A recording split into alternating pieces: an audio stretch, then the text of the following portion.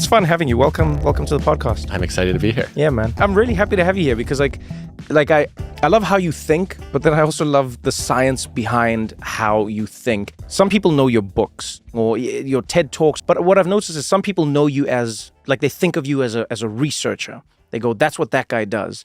And then some people think of you as really a social scientist and a psychologist and somebody who looks at human interactions. How would you define what you actually do? I mean, I guess I'd say I'm an organizational psychologist. Okay. And I'm interested in how we can improve the quality of our lives at work and beyond. Is it just like business organizations or any how big does an organization get before it's no longer an organization? I think if it's fewer than 2 people, it's definitely not an organization. So it's the Lord's rules, basically. Maybe. Yeah. Because he said that as well. He said, when 3 or more gathered in my name, then I'm in their presence.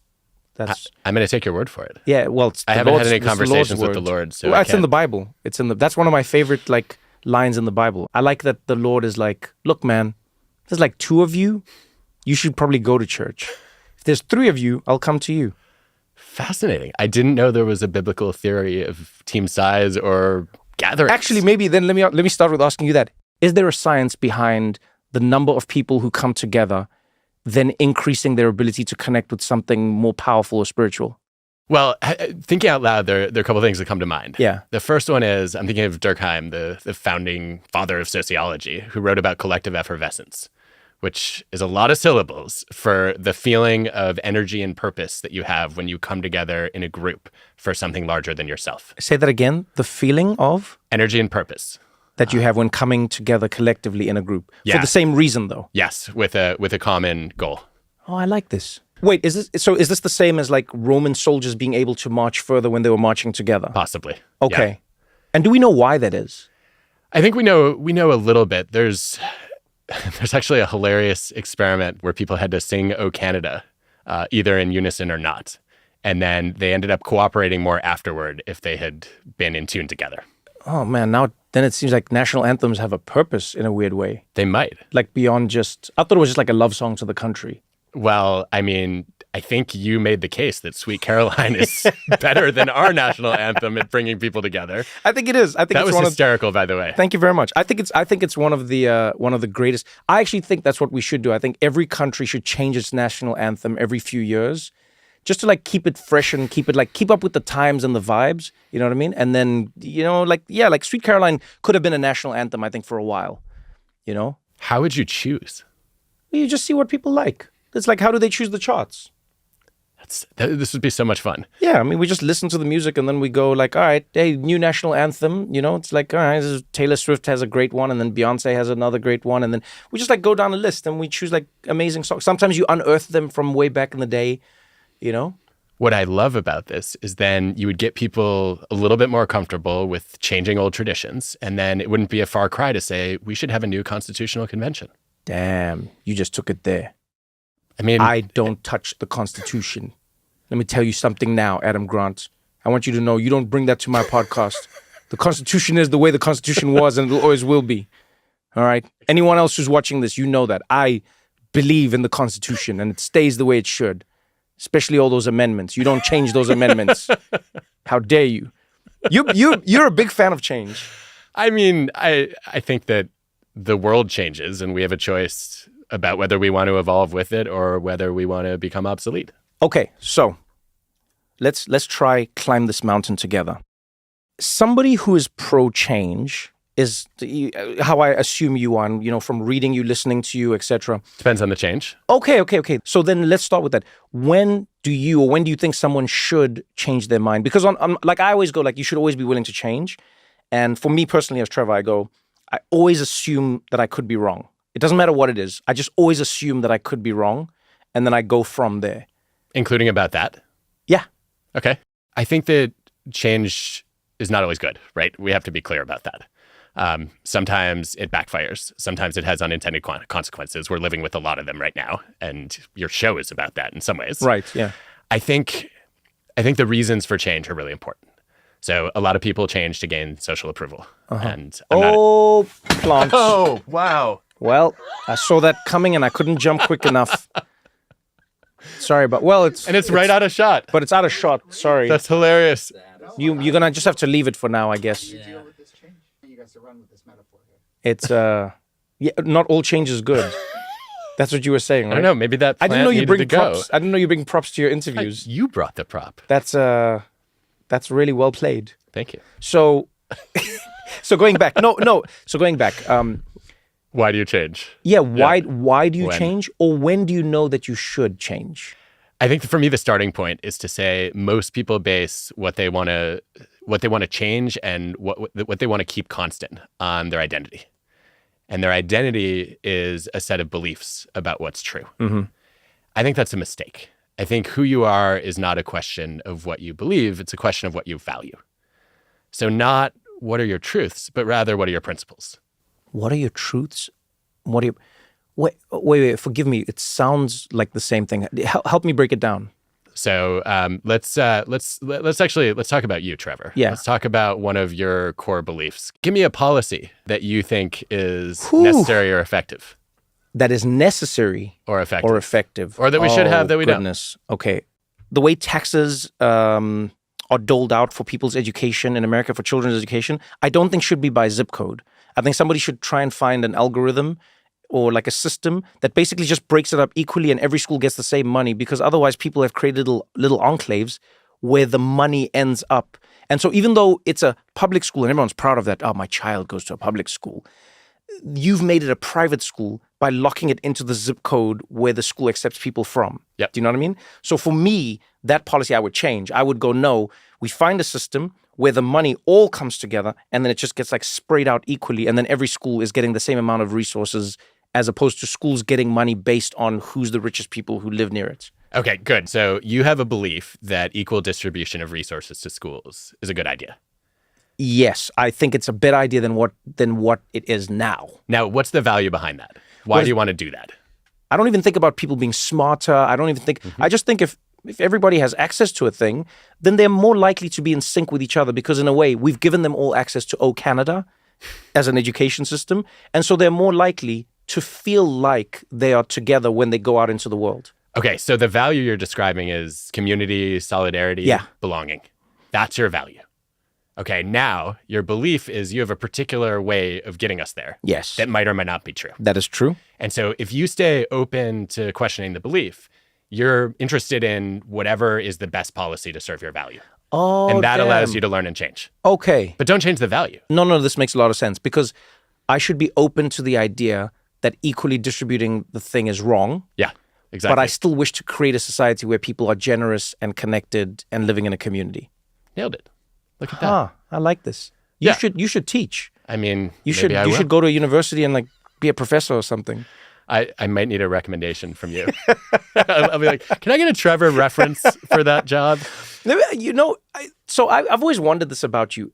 When you have this much data in your head and this much science, does it make it harder to move through the world with people who are operating completely from like I don't want to say flawed, but what's the biggest thing what's like your pet peeve when you talk to people? Astrology. Astrology? You don't believe in astrology? I mean, technically, I shouldn't believe or disbelieve, right? I have a set of values. You don't? Wow. Around scientific inquiry, and I think the science casts a lot of doubt on it. Okay, I'm skeptical of astrology, right? But I'm a Pisces, so that's my nature. Do you know what I mean? But I'm saying like, so let's get into. Are you this. really a Pisces, Trevor? Yeah, I really am. And do you think that has any meaning? Okay, so this is the thing. Do I believe in astrology? No. I have this romantic idea that there is a possibility that something did affect people, but I don't necessarily know what it is. Maybe it's January people. Maybe we're like giving it star signs, but I keep thinking like, maybe if you're born at the end of the year, you have a different vibe because like you're born around like end of the year. Like people have a different vibe at the end of the year, right? And maybe you live a different life because, I think like Malcolm Gladwell did like some of that work. It's like you also get into the schooling system at a different time. So maybe you act different, you feel different, you are different. So maybe our star signs are just like a woo-woo way of tapping into something that might be scientific. Now, do I believe it tells you what's going to happen in the next month? No, I don't. But I go like, ooh, there's something here. So interesting to hear you talk about it. So I think you're talking about it like a scientist would. And what drives me crazy about people's stances on astrology is they come in as preachers. not scientist. Okay, so what separates a preacher from a scientist? So a preacher is basically proselytizing their existing views. Mm-hmm. And a scientist is trying to find the truth, not spread it. Okay, so wait. I've heard you talk a little bit about this before. Let's break down some. So there's preachers, there are politicians, and then there is prosecutors. Okay. So preachers, you're going out there, you're basically saying, this is what I believe in, and everyone should believe in it with me. Yes. Okay, politicians? In politician mode, basically, you're saying, I'm not even going to bother to listen to you unless you already agree with what I think. Oh, damn. Okay. And then prosecutor. Prosecutor is my biggest problem. So this is what happens whenever someone tries to give me a horoscope, is I start to just smack it down with data. Oh, you have a problem being a prosecutor. Oh, huge problem. I've been called a logic bully, Trevor. And you think that's funny. My wife had to explain that's not a compliment. Oh, yeah. No, I know it's not a compliment. I didn't that's get why it. I think it's hilarious. Like, what do you mean people don't want to be hammered with facts and studies? Oh, when man, they're I wrong? love this. Have you gotten better at this? Are you able to like hold yourself when somebody... Sometimes. I mean, I talked to somebody the other day. Yes. Who was interested in exploring ideas. Yeah. Finding out what's true, Okay. not preaching or Yes. And, I gotta well, what's your sign? Like, I need to know your sign to understand you. And I just, I launched into a huge rant. I couldn't resist. That's hilarious. Wait. So now let me ask you this. As an organizational psychologist, as somebody who studies people, that is an instance that a lot of people might be able to laugh at and go, man, this is funny. That's hilarious. I can't believe that happened, etc. But I feel like in the world we're living in today, as people are getting more access to a more, what I would call like a niche existence, it's your For You feed, it's your algorithm, it's your way of seeing the world. Is there any science or is there a proven way to bridge the gap between yourself and somebody else? Especially, let's start with people you care about. Yeah. Someone you care about who holds a view that you, as you said, you would make you launch a rant against them. Like you go like, I cannot believe you hold this view, knowing you as a human being the way I thought I did. So ideally, what you start with is you say, okay, I'm feeling the strong temptation to preach and prosecute. And I want to think more like a scientist here. Don't let your ideas become your identity. Okay. So a good scientist would have the humility to know what they don't know and the curiosity to keep seeking new knowledge. Okay. And the way you start doing that is you say, what an interesting specimen.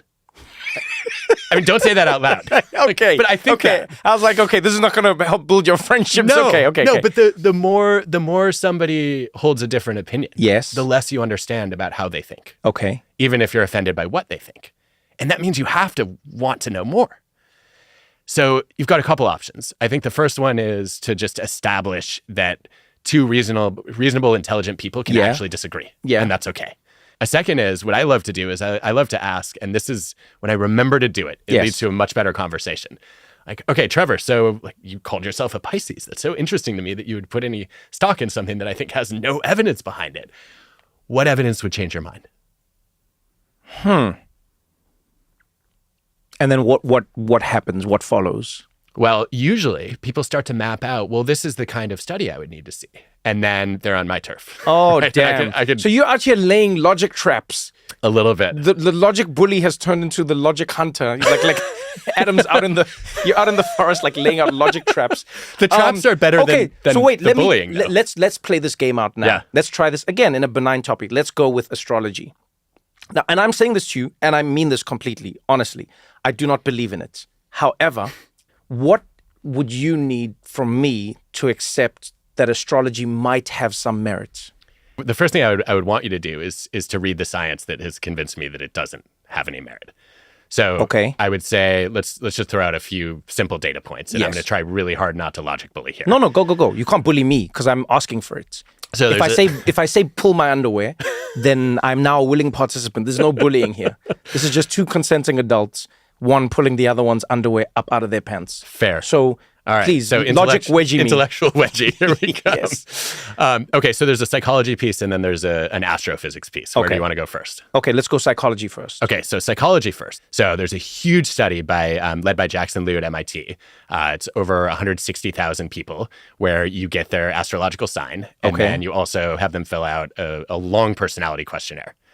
And it turns out there is literally a zero correlation between any of the signs and any personality trait that you can think of. Wow, Zero. Like on a 1 to 7 scale, like Capricorns and Pisces would come out 5.62 versus 5.63 on how agreeable and friendly they are. And every trait and every sign goes like that. Zero. This is devastating. Here's the thing. When you share this evidence with astrology fans, what they do is they say, well, I need your whole natal chart because it's not enough to just know your zodiac sign. Which is true because, I mean, the moon also affects. And where was Venus? This is a very key question. Not in the picture, clearly. But that's where you then start to go to astrophysics. And I'm not an astrophysicist, right? So I should be careful here. It's pretty clear that the gravitational force that the sun, the moon, and the stars exert on us is so infinitesimally small that it would almost be impossible to measure it. The force of any celestial objects on your body is smaller than the force your own pillow exerts when you go to sleep at night. Damn. And you said you're a Pisces, Trevor? Yeah. Turns out because of the Earth's wobble, you're not even the sign that you think you are, which hasn't been accounted for in the last couple thousand years. I'm sorry, say that again? The Earth wobbles. Because the Earth has wobbled, people aren't the star sign that they are. They think they are. How much has it moved by? I think I don't actually know. This is not my expertise. I think you might be one sign off.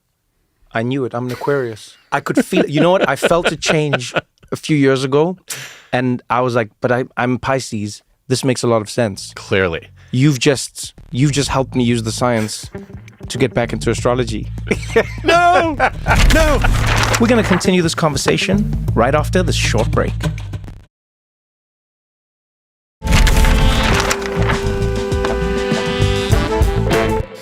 Do you think it's more important to be right, or do you think it's more important to get along with other people? Ideally, for me, a healthy relationship is one in which people recognize great minds do not think alike. They challenge each other to think again.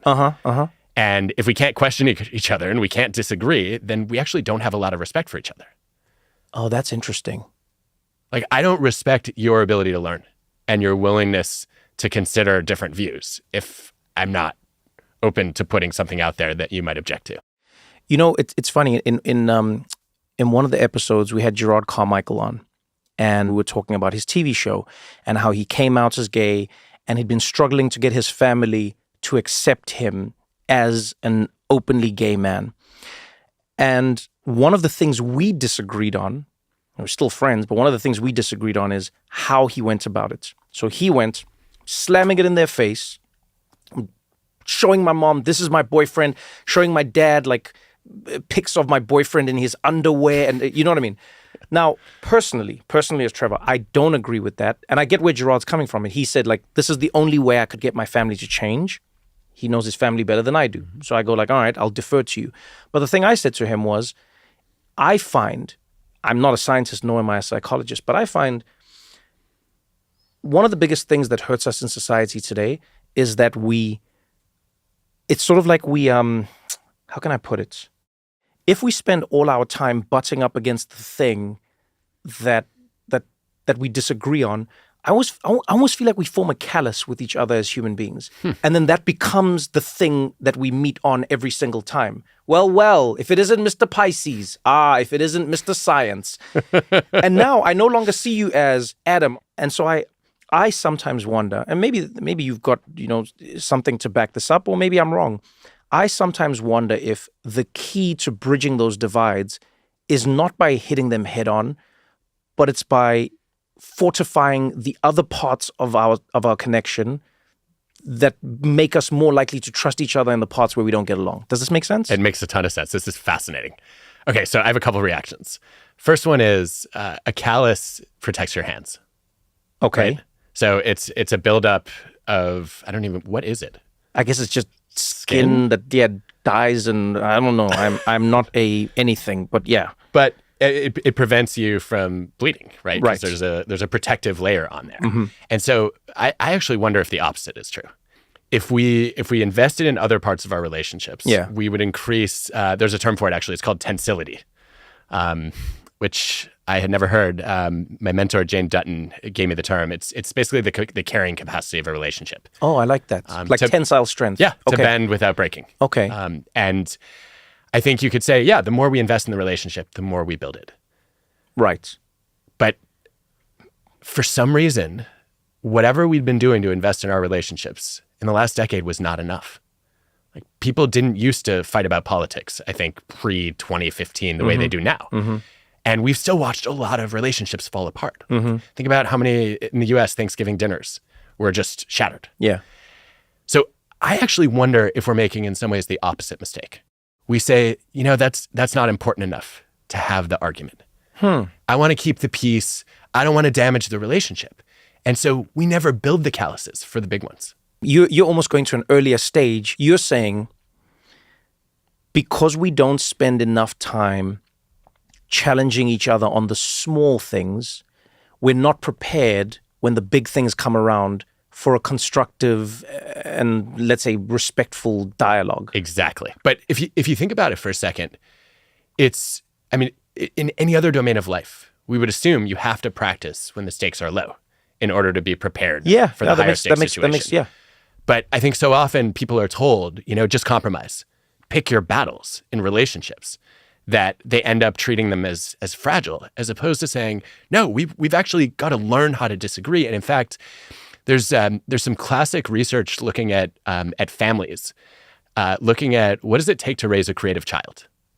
And it turns out that creative children come from families, more often than not, that had regular arguments and disagreements. Really? Yeah. So if you want to raise a creative kid, you can at least increase the probability. I'm not sure if it's causal, but by arguing with your spouse a little bit more. What do you think that is? I have an idea, but I'd love to know what you think that is. Well, I want to hear your hunch before I tell you what I think, because I've been thinking about this for a long time. So here's what I think it is. I think the reason children who grow up in houses that are a little more argumentative might be a little more creative is because they're existing in an environment where there isn't one way to think. And so what happens is they're both stumbling on what I like to call third thoughts, right? I had this idea when I was working on The Daily Show with my team. And I'd say, I think everyone has a thought, right? And then you can have a second thought even by yourself. But I think there's this elusive third thought that can only come from two different thoughts clashing together and forming a third thought that isn't from one specific place. Yep. And so I think if you are watching people who don't agree as a child, people who you generally love or you care for, etc., you are listening to a person and you are agreeing with them maybe, or just seeing their point of view. You're looking at another person, agreeing with them and seeing their point of view. And then maybe you are holding both, including a third, which might be yours, which is another opinion of it. And that might force your brain to think of more things than just the things that exist, which I think is what creativity fundamentally is. I love this. Okay, so your theory is cognitive complexity comes from seeing people argue. Okay. That you don't I need to remember all the... You make some of my ideas sound way smarter and fancier than they are, which I like. Cognitive complexity. Write that down. All right. I just give you terms for things you already know. Okay, cool. I also think you learn to be a nonconformist through that same process. Oh, interesting. That instead of just defaulting or deferring to whatever an authority figure tells you, you realize, well, there are two different authorities in the room and they don't agree. And I think that can both lead to cognitive complexity, but it can also lead to more courage when it comes to challenging the status quo. Because there's not a right answer coming from above. There is not one coming from above. Yep. You know, it's funny you say this. My mom is very religious, extremely, extremely religious, but I also think she is one of the most progressive thinkers I've ever come across in my lifetime. And one thing I always noticed as a child was how sometimes she would disagree with the sermon that the pastor gave when we'd leave church. And I'd be like, and I'm just a kid. I'm just sitting in the passenger seat listening. And she goes, I didn't agree with that. I hear where the pastor was coming from, but I think that story of Joseph is not about, and then she'd go into her thing and And then I'll be like, but he's the pastor. And she's like, yeah, he's a guy who reads the Bible. He's not God. Yeah, but he's not God. He's like, we also have the Bible. And it was an interesting way for me to view even religion, is going like, don't assume that the person who stands on the pulpit has like All a the monopoly answers. on knowledge. Yeah. You too have the book that you can read. And so now that makes me wonder now, I'm like, was that part of me, okay, I like this. I like it too. I mean, you can see both of those effects playing out. Yeah, right? definitely. You're not just going to assume that the pastor's answer is gospel. Right. And then you're also not going to be afraid to question what somebody in power says. So how do you, if you're a parent. I've met your daughter, actually. One of my favorite things I've encountered is you arguing with your daughter. I don't even remember this. You don't remember this? It was really fun. So I don't remember what it was about. I wish I did. But the two of you were having a discussion, and she said, I think it's this. And you said, why do you think it's that? And you're like, I don't know if I agree with you. And then I was like, actually, I agree with her. And I really did. I wasn't trying to stir shit or anything. She had a respect for you, but not like a fear. So have you encouraged that in your daughter? Have you gone like, hey, argue me like on everything, or does she just see it from you? I've tried to encourage it, but it's going to happen whether I do or not. Right, because I'm assuming she just observes this. Yeah, I mean, she sees me getting things wrong all the time, and so how can you not speak up about that? Oh, I like that. But I will say, so you haven't met my wife, Allison, but during COVID, we did something that we'd never tried before, which is we said, okay, we want to create a household where our kids are willing to, constructively disagree and debate things. We also want to raise a family in which, they can admit their mistakes and not be ego defensive about what they did wrong. So we sat down at family dinner one night and we said, we're going to go around and each say something we want to do better. And then we're going to ask everybody else to give us notes, basically, on how we can improve. And we did it first. And we anticipated some of what our kids told us, not everything. But it was such a powerful conversation because I think I'd never thought to do this before, although like we do this at work all the time. Yeah, right? yeah. Bosses are supposed to ask their teams, how can I improve? Right. I'd never seen parents do that actively with their kids before. And one of the notes that Joanna gave me was that I needed to be less stubborn. And I was like, I literally just published a book about changing your mind. And then Elena jumped in and was like, you need to think again, Dad. Oh, that's funny. And I was like, oh, who am I writing this book for? It's for me because I need to internalize my own message. But I do think that, look, some people, like, they think this is, gentle parenting gone overboard. Like, I don't want to ask my kids how I can be a better parent. Yeah. I'm like, I don't know a better way to model to them that we're all works in progress and we all get things wrong and we all have to work on ourselves than that. Was there something where you like disagreed and you were like, nope, I don't agree with your assessment? Yes. When we got to we should all have smartphones. Nice. Had to set a boundary there. Now, okay, so now let's talk about that boundary, because I think a lot of parents will relate to this. Your kids go, hey, I think you're wrong about us not having smartphones. You go, nope, we do not think that we're wrong. Like, how are you making that decision and what are you basing it on? Well, I think the evidence is really messy and there are lots of conflicting findings. Even some of the most knowledgeable experts on this topic don't agree on what policies should be.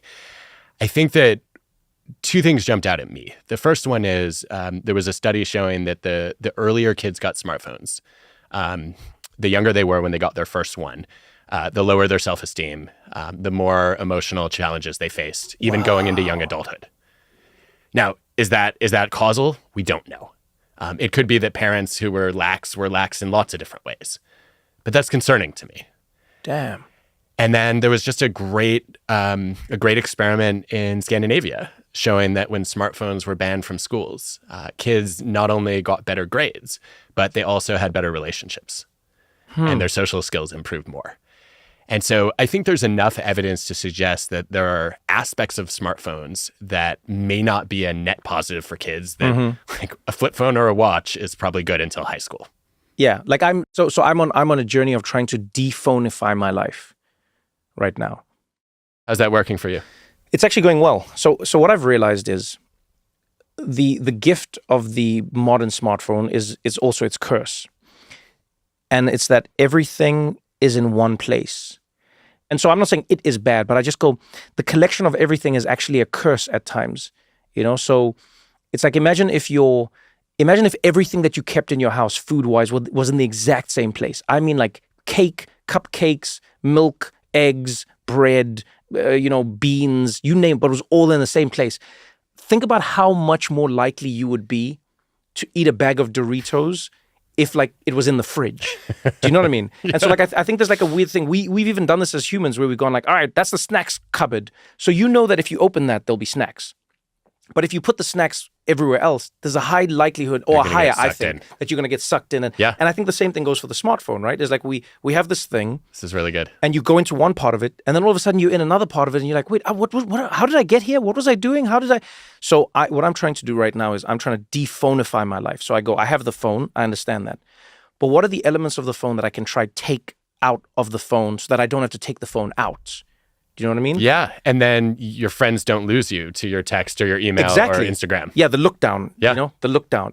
And I'm like trying to do that because, to your point of like, what's the bad thing about, I don't think it's like, it's an unwelcome second system effect. It's a thing that we didn't necessarily consider would happen when we made our phones, our flashlights, our phones, our email, our computers, our recording devices, our everything. I think your strategy is much better than what most people do, which is they just try to use willpower.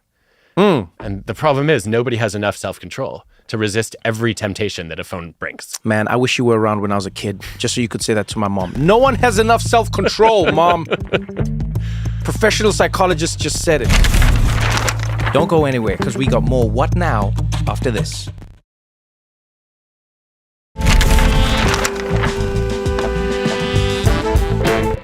Is it true that willpower is a finite resource? There's a huge debate about that. I think my read of the evidence, and just to be clear, I didn't buy a lot of the evidence when it was coming out. So this could be confirmation bias. But I think that what looked like ability is actually motivation. So let me give you a classic example of this. All right. So this is an old experiment. Okay, go. Not today's standards of rigor. But people are brought into the lab and they have to just write endlessly for hours and hours and hours. And you're told that you're supposed to write until you can't anymore, essentially. So your hand is too cramped. Okay. And you finish writing. Yeah. And then you have to sign a form to get paid. And no one complains that their hand hurts while they sign the form. It's a little context switch. And this task that was impossible to you, that you had exhausted your self-control to keep doing. Because you said you cannot write anymore. You can't. You're done. Oh, sign this thing? Oh, no problem. Didn't even cross my mind. And so I think what a lot of us have called willpower is actually just motivation. It's not self-control. It's a question of, do you want this outcome? Does it matter to you? Are you excited about it? And if the answer is yes, you're going to find the willpower. So then are you saying that the motivation exerted upon us by snacks or junk food or social media is more powerful than the motivation that the gym exerts on us? In the moment. Yeah, like in that. Yeah, psychologists would say that the snacks are a want and the gym is a should. Okay. And the wants exert a greater pull than shoulds do. But we can outsmart the wants by making the shoulds built into our habits or by making the wants less tempting.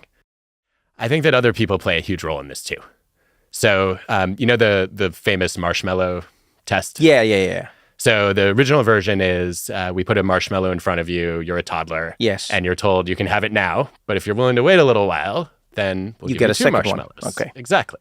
And then the amount of time that you delay the gratification predicts your SAT score and your grades in school, and it's supposed to be a measure of your willpower. Mm-hmm. But to my point about motivation, there's a recent replication of the marshmallow experiment where some of the kids are told that another child will get a second marshmallow if they can wait. And what happens? And their quote-unquote willpower goes up.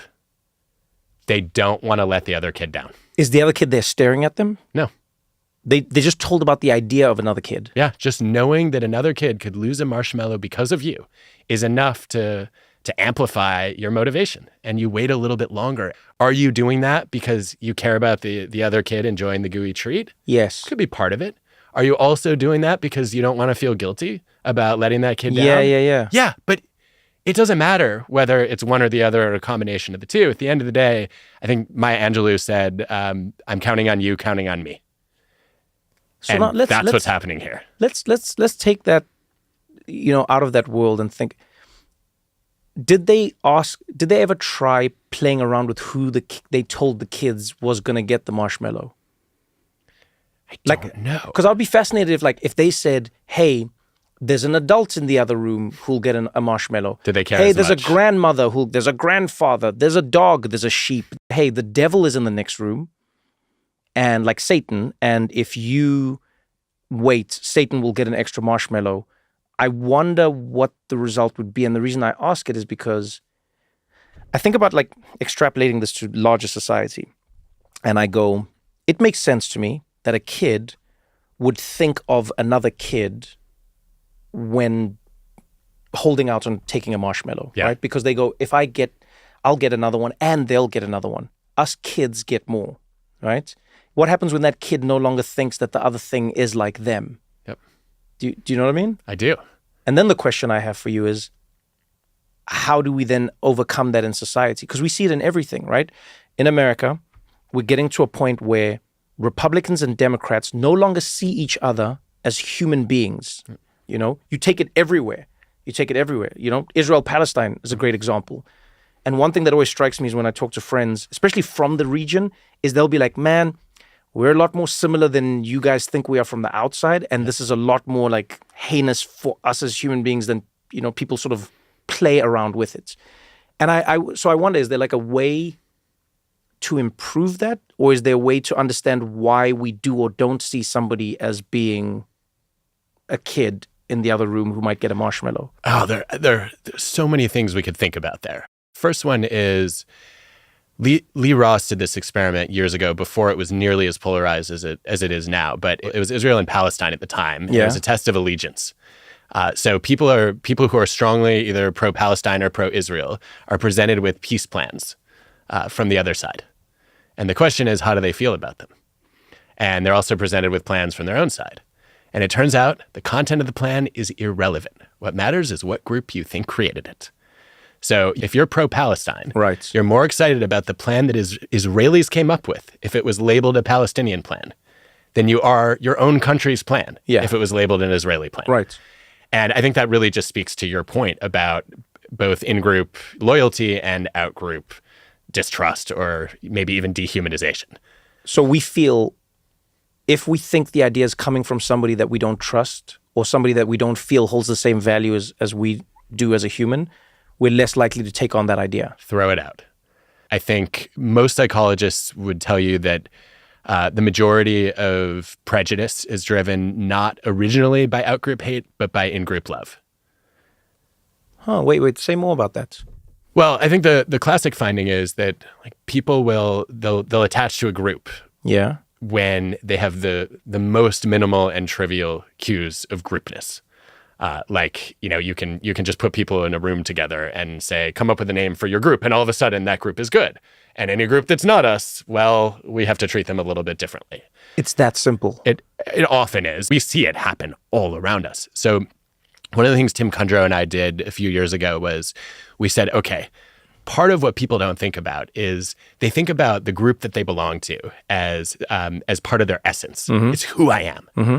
But if you run the counterfactual, it's very possible you could have belonged to a different group. Right. So we started out with a really simple example. We did Red Sox and Yankees fans, given that that's one of the most intense rivalries in American sports. It is indeed. What we did was we said, we want you to just write about what it would be like if you're a Yankees fan to have grown up in Boston. And then they're less nasty to the other side after doing that. Why? It seems to be the case that they start to see more similarities between them and the people that they thought were their enemy. And they realize wow, this deep allegiance that I thought this was who I am, it's actually just an accident of birth or where my parents happened to live at a given time. And then we said, okay, well, what if this process of counterfactual thinking could go bigger than baseball rivalries? Mm-hmm. So we had people on opposite sides of guns and abortion do the same exercise. And we said, okay, if you're somebody who's very strongly gun safety, imagine you grew up hunting in the South with your family, how might you feel differently? And we found that not only were people more open to having a genuine disagreement with the other side, not only were they more willing to listen to their challenging opinions, they were more interested in dating somebody who disagreed with them. Oh, that switched quick. Yeah. Yeah, wow. And this is literally a 1-minute intervention. Now, the problem is a lot of people won't do the exercise in the first place. Right. So I sit down with somebody and I say, hey, Trevor, like, imagine you'd grown up. Well, I wouldn't have been raised in those circumstances. Yeah. So I think that's the next step is to figure out how to get people to engage with that. Yeah, I often wonder if this is I sometimes think of it as a failure of leadership. So for instance, America's a good example. The ascent of Donald Trump I found particularly interesting because he was the first politician I had seen in America who really made it zero-sum in a way that I never really seen any politicians do before. It doesn't matter if it's like George Bush, it doesn't matter if it's Bill Clinton. There was always an element of like reach across the aisle. And now Trump has gone like, no, actually, forget that. No reaching, no shaking hands, no nothing. You're scum of the earth. You know what I mean? And I'm intrigued by why that attitude, which we're seeing around the world, by the way. I'm not saying this is a Donald Trump thing. Why is that more seductive than the people who say, let's see it from the other side, let's shake hands, let's think about this, let's find, like, why is it more seductive if the other one makes us better human beings to each other? I think it's not a coincidence, as you said, that this is happening around the world. Yeah. And I think that it's happening around the world in a context of perceived scarcity and fear of loss. Oh, yeah. So the American version is, like, this is the first generation on record that is not going to be better off than their parents. And if you're sitting around worrying about that all the time, it is really appealing to have somebody who tells you, I alone can fix this. So from a psychology standpoint, how do we fix it? The Heineken commercial was a good start. I'm sorry? You've seen the Heineken commercial, right? Which one? There was just a massive experiment where I think psychologists submitted at least 24 different interventions to try to bridge divides. Okay. And the Heineken commercial beat all of them. The commercial? The commercial. Yeah. Can we pull it? This one? I would describe my political views as the new right. I'd say that I'm left. So it's a 4-minute Heineken ad where essentially they bring people together. They play us their, I guess, main belief. If somebody said to me that climate change is destroying the world, then I'd say that is total piffle. I'm anti-trans, I'm a feminist, I hate feminists, etc., etc. So transgender, it is very odd. I am a daughter, a wife. I am transgender. They put the people who have the opposing beliefs with each other. Then they give them a series of tasks to complete. And then they expose to them the main belief that other people have that I guess differs. And then they agree and they sit down and they have a beer. Even if you wanted to convince people about your point, the productive thing to do would be to sit down and have a beer. Engage. I've been brought up in a way where everything's black and white, but life isn't black and white. Yeah, I'm just me. Now, let's go back to what you said. The ad itself? Yes, this is the amazing thing, is you don't have to go and have the beer or build the box with the person. You just have to watch the ad. It's enough to reduce your prejudice against the other side. Huh. Why do we think that is? Well, I think what's happening, and you can actually hear some of it in the video, is we're confronting binary bias, which is the basic tendency that people have to oversimplify a complex world into two categories. Okay. Republicans bad, Democrats good. Right. And showing a 3D view of that and sort of busting that bubble. So, what's interesting about this? You talk about coming around full circle. In a weird way, it almost feels like we, as adults, should be living in a world where we watch multiple parents arguing, because then it'll help us be more creative in how we see our connection with other people. Because if you think about it, if you show Americans Republican and Democrat, they believe that there are only two ways to see an issue, there are only two outcomes to every issue, and there are only two ways to be. That then fundamentally means, at the end of the day, just I mean, averaging and odds, and you're probably going to end up at a 50-50 impasse because that's what it is. But if you found a way to show them sort of an anonymized breakdown of views, people may be more likely to come to more complex conclusions about a varying set of topics. Yes. And I don't need you to think I'm right. I just need you to recognize that you might be wrong, just as I know I might be. And actually, Trevor, there's a really specific example of this that if you were still hosting The Daily Show, I would say, do it this fall. Sarah Conrath has tested the effects of changing the maps we show in election seasons and says there's no such thing as a blue state or a red state. Right. They're just different proportions. Yeah. And it turns out if you show people a purple map with different shades, they're actually more open to the other side, and they show less prejudice, less stereotyping, less discrimination. Well, that's amazing. Why haven't we just done that? I don't know. I think we all should be. Well, I think we know the answer to that. Yeah, it's not as dramatic. It's yeah. not as... And I think you see, like, this is what I mean, is like, not that things are, again, not the binary, good or bad. But if you look at incentives, in many ways, I would say like the news in and around the world has tendencies that the snack and junk food industry has. Yeah. And that it is trying to maximize.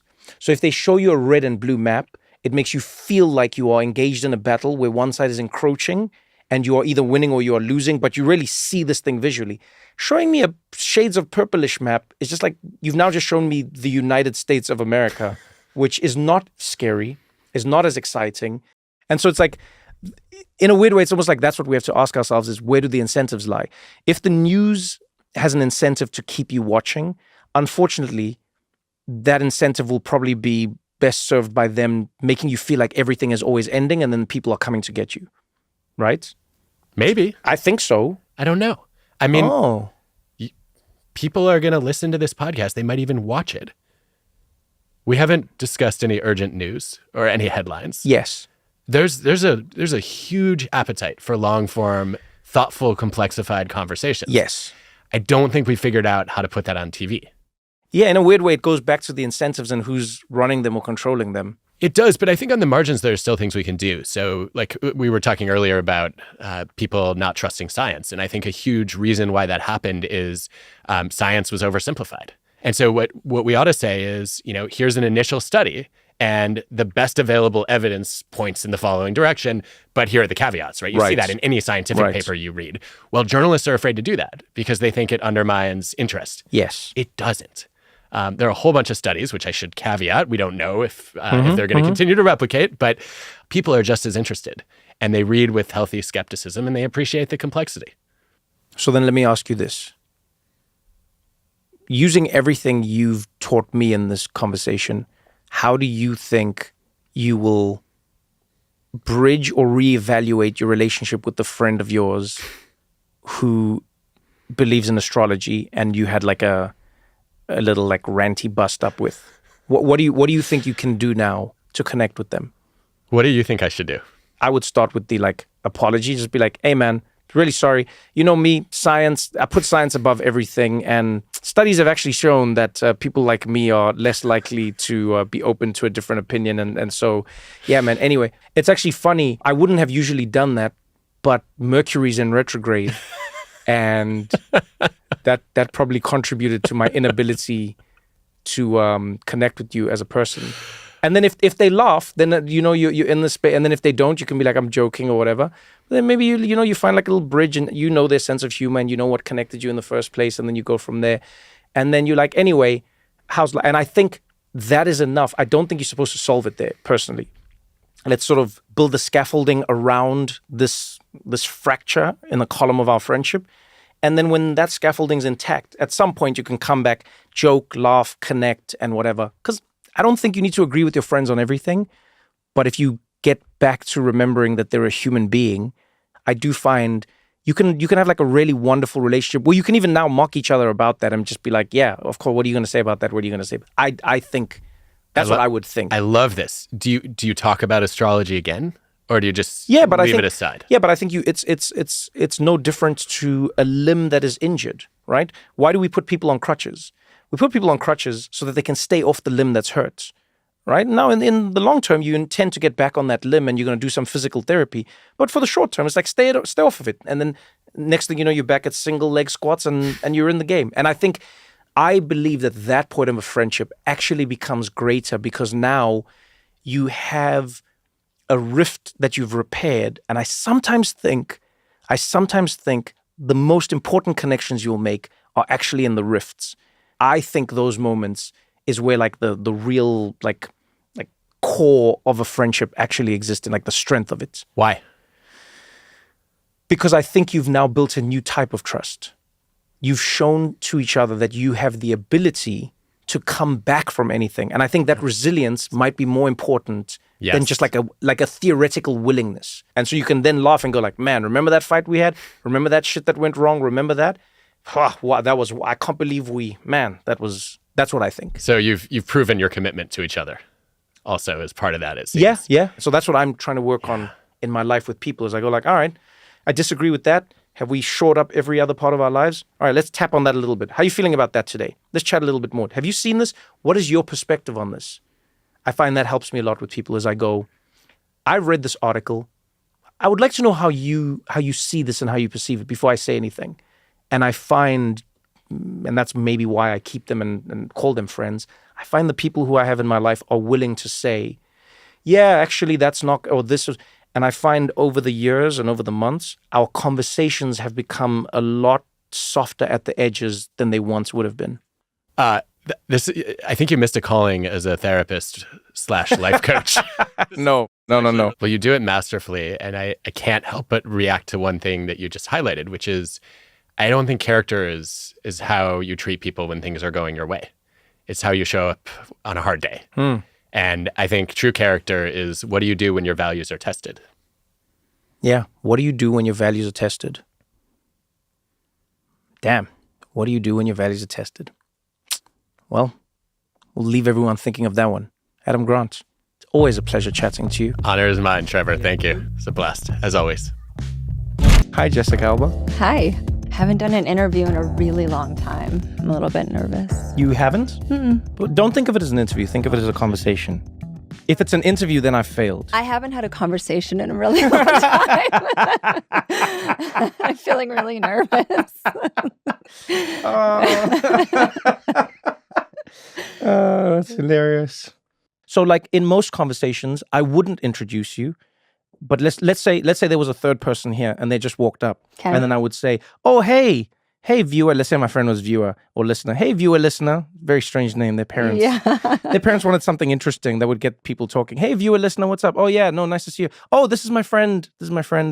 Jessica. Yeah, Jessica. She, known her for years. She does a bunch of things. You know, she acts when she wants to. Really, she starts like companies that make hundreds and hundreds of millions of dollars, but also make people feel good about the products they're using. I stand to be corrected, but Honest was the first time I even heard conversations around like, paraben free and all these like something free. And I remember there was all these words. I didn't understand them. I didn't know. Toxic chemicals. All of it. It was just like all these words. I was like, I don't know what these things are. Wait, they're in the other things we use? What's happening here? Yeah. And and she's a very smart person. She's very thoughtful. She's also very funny. She doesn't take herself too seriously. You two should get to know each other. You don't know each. Oh, you have heard. Oh, Jessica Alba. Yes, it's the same Jessica. That's how I would introduce you. Oh. This is the conversation. So, okay. Hi, Jessica Alba. Hi, viewer person as well. I hope I've made it. Is it completely not awkward now? No, it's totally awkward. Thank you, Trevor. I tried my appreciate best. that. I tried my best. Welcome to the conversation. I'm very excited because you were acting and you were blowing up at a time when I was watching things like on. So like I feel like in life You didn't watch anything. No, I actually didn't really. I didn't really. So I grew up in a very strict family. Like my mom was very religious, very strict. So she limited what I could watch. Oh yeah. So like I couldn't watch The Simpsons when I was young because my mom. This is crazy. My mom saw a bumper sticker of Bart Simpson pulling the finger, and then she was like, she remembered that. She's like, that little yellow thing pulled the finger, and then somewhere someone wrote an article that the Ninja Turtles and Bart Simpson were satanistic. And so my mom wouldn't allow me to watch any of that. Oh. And so, yeah, so I had a very You limited... were deprived. I was very limited. And then I got to a certain age and my mom was like, you're now free to watch whatever you want. And then, boom, there you were on your motorbike, Dark Angel. And I remember having every feeling as a human being.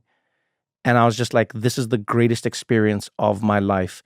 And that's why I'm so excited, because now you're back into it. So maybe let's start with that. How does it feel? How does it feel coming back into a world that you have so many feelings about? Positive, negative, lukewarm, neutral, you know? How does it feel? Jessica Alba's back as an action star. It feels so official when you say it for some reason.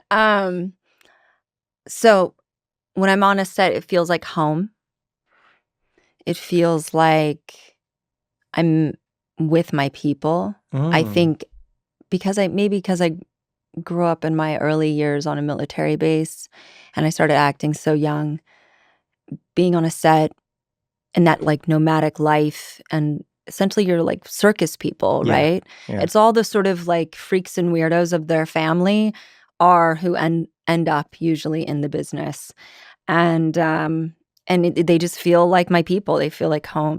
You've always, you know what it is? It's like you're not just somebody who wants to act in action films. It's almost like you're an action aficionado who likes the integrity of what's happening in the fight and what's going on behind the scenes and what.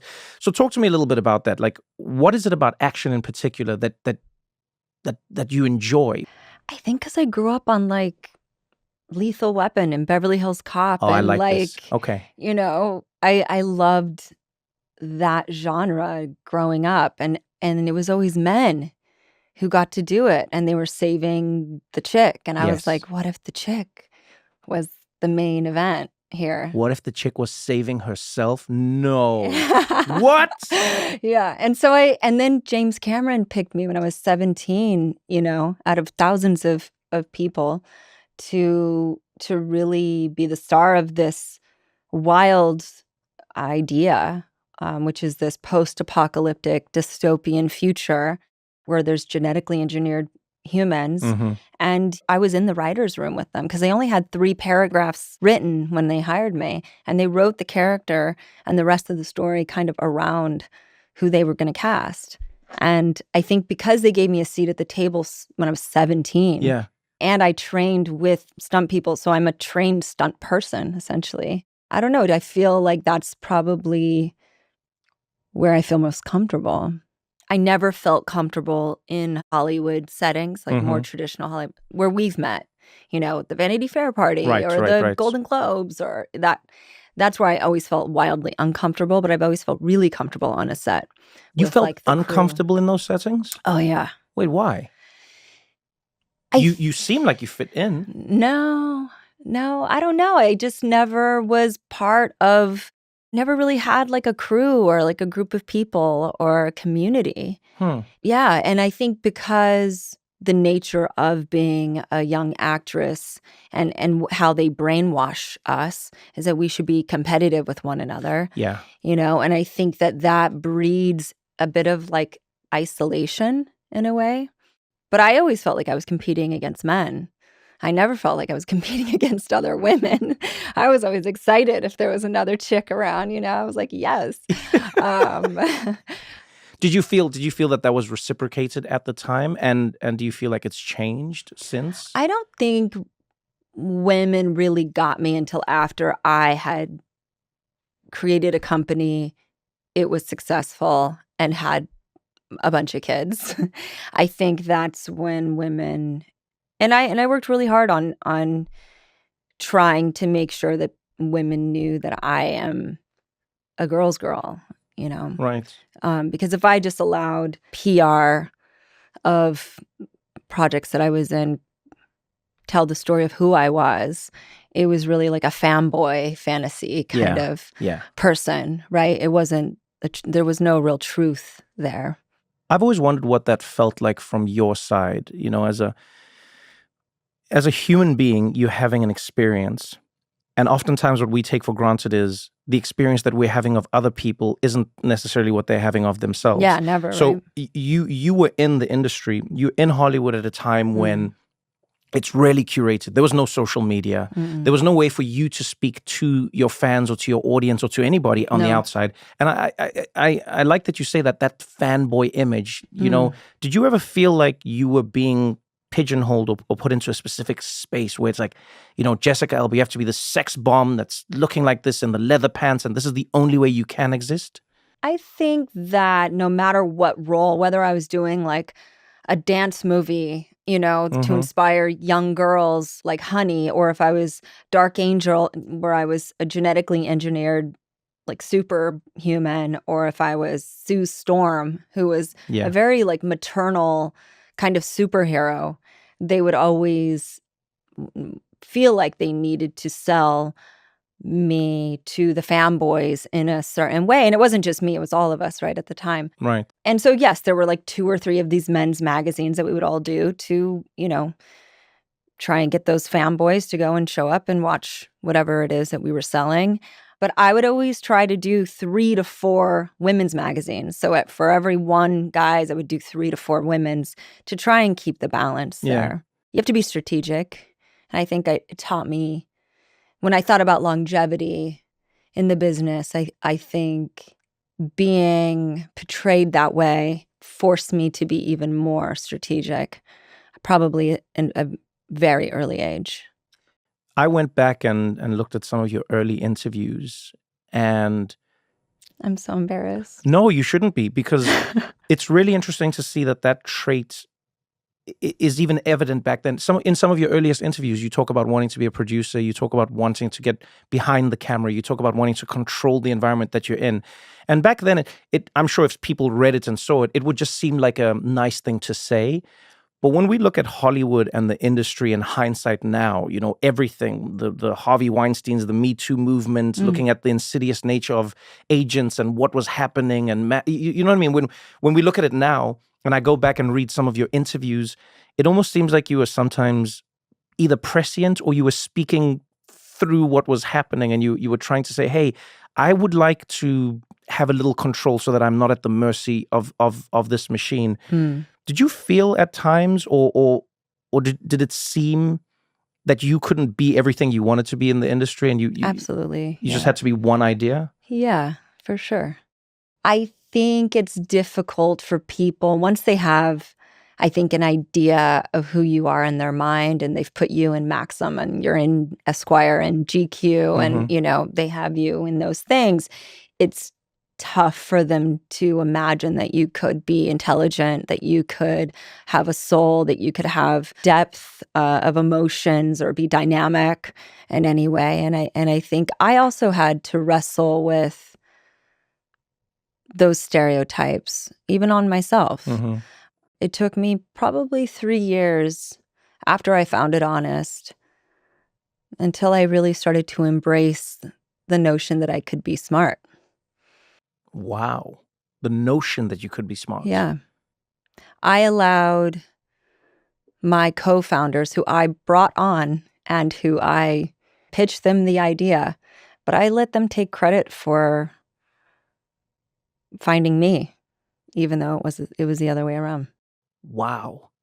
And I didn't actively change that narrative for a long time. Where do you think that came from, or what do you think that was? Because many people, I think, can identify or relate to being in an environment, whether it's in the office, you know, whether it's in starting a company, whether it's even on a small level in a friend group sometimes, you know, where people feel like they aren't credited with who they are, what they've brought to the table, or like, where do you think that came from? I've tried to unpack this a bit, that years of therapy and everything. I think it really has to do with my family growing up in a very racist and segregated environment. You know, my grandfather and my grandmother having to assimilate, them having to essentially brainwash and train their children into believing that they don't have brown skin in a way, you know, so that they can get through the day or life without feeling the restrictions of what that meant, My dad was 6, I think, when segregation kind of stopped between Mexicans and whites in Southern California, and he has a lot of shame around what that means and how he has always been treated. He's undeniably Mexican. I asked him not too long ago, I was like, Dad, when there's like cops looking for a brown guy running through Claremont, Yeah. do you get stopped? And he's like, probably every time. And because we were talking about voting. And, and I was like, Dad, I think you might be voting for the wrong side. Just trying to like ease him into voting differently. I'm like, do you get stopped extra every time you go to the airport? And he's like, yes, 100%. And I was like, so maybe we should start thinking about maybe voting differently for someone who kind of maybe a party that is more sympathetic towards what it's like to walk through the world being you. Mm-hmm. It is funny knowing that is my history. Now, when I think of like, oh yeah, this is why it took me 3 years for me to even embrace this idea that I could be intelligent, that I deserve what I've worked for, and stand in my power in a way. Yeah. It took me a while. When you're working from the age of 12, I can only imagine that you miss out on a lot of childhood. My mom always used to say to me, she would say, to me, she'd like force me to play. Not that you had to, but my mom would say to me, she'd be like, "Hi, honey, go and do things. Go and play. That's good. And then when I was a little older and I'd be like buying things, I'd buy like a flashy car, or I'd get like a trashy car and I'd put rims on it that really didn't match what was happening. And my mom would see it and then she'd be like, "No, good." And it was almost like she was roasting me a little bit without realizing it. She'd be like, "Oh, I can see you needed to put earrings on an ugly person to make it look better. I see what you did there, baby." And I'd be like, "What?" And she's like, No, do it. She said, "It's good. You should play now as a boy so that when you're a man, you don't try to live the life that you didn't get when you were younger. Go ahead, be a boy. And I'm like driving away with my rims. Like, I don't think that was a compliment, but it did always stick with me.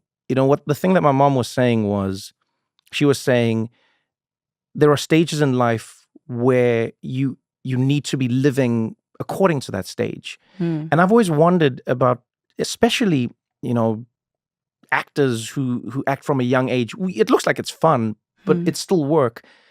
Did that rob you, or did that, shift your ability to be a child? Have you been able to experience childhood in any way? Like, yes, I think I do it through my kids. oh, I love that. Yeah.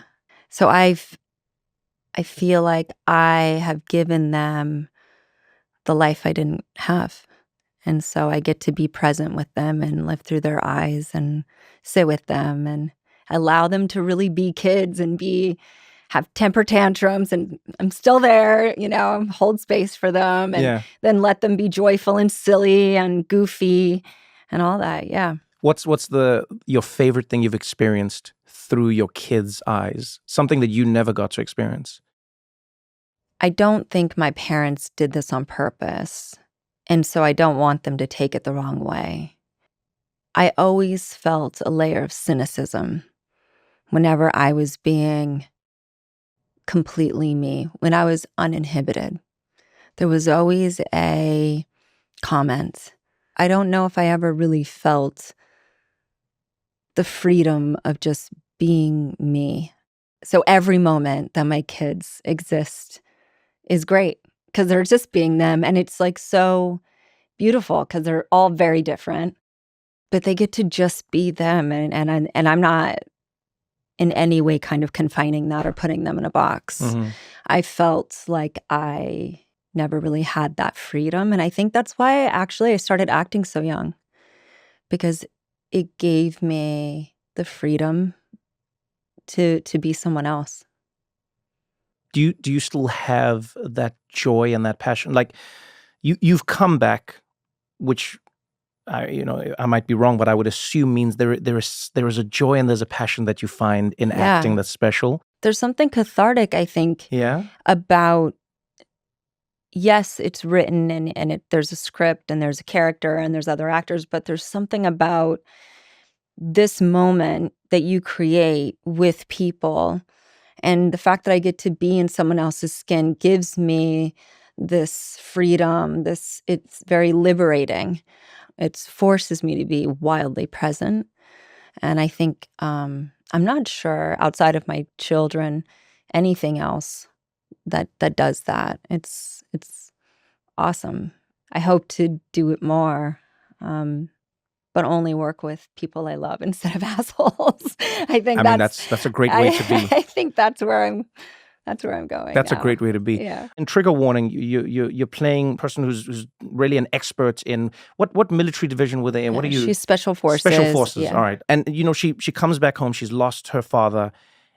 But it's interesting. Like when I first saw the synopsis, I was like, okay, I think I know what this movie will look like, and that's the key thing: what it'll look like, what it'll feel like But in many of the scenes, it feels a little grittier. It feels a little more real. It feels like you've always wanted to make this kind of action movie, where the action is almost happening in the world of a real character, as opposed to a character who's just there in service of the action. Yeah, that's exactly it. We're going to have amazing action sequences and it's going to be fun, right? But to me, it's always more fun if you could really feel a connection or invested in the story. Yeah. It makes the payoff in the action that much more gratifying if you're invested in some way.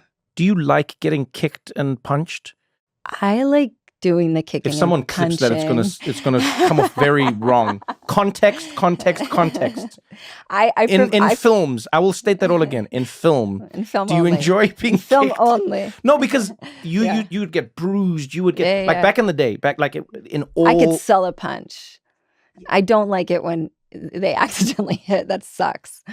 Did you get fewer or more injuries filming Trigger Warning than you did in previous films? Because you've done everything. Krav Maga, you know what I mean? And there's like knife fighting in it, but like a specific type of knife fight. Indonesian, because the director is Indonesian. So I love that. Okay. So she was like familiar with this specific type of knife fighting. And what's good about it is you can be small and you can take down big people.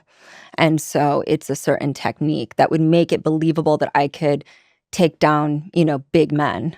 Oh, and I like so that. I wanted to not, I mean, it's kind of a vulgar way of saying it, but if you know you're doing an action movie, people are going to probably get injured. I preferred to do it with a knife. Huh. Versus a gun. Oh, say more. Now I'm intrigued. Jessica Alba would like to stab you, not shoot you. Why? Because I just feel like it's too easy. Guns almost feel like a cop-out in a way. Oh, wow. Like you don't need skill, really. I mean, you... No, I know what you mean. You don't... I think it's more fun... to stab someone. We're going to continue this conversation right after this short break.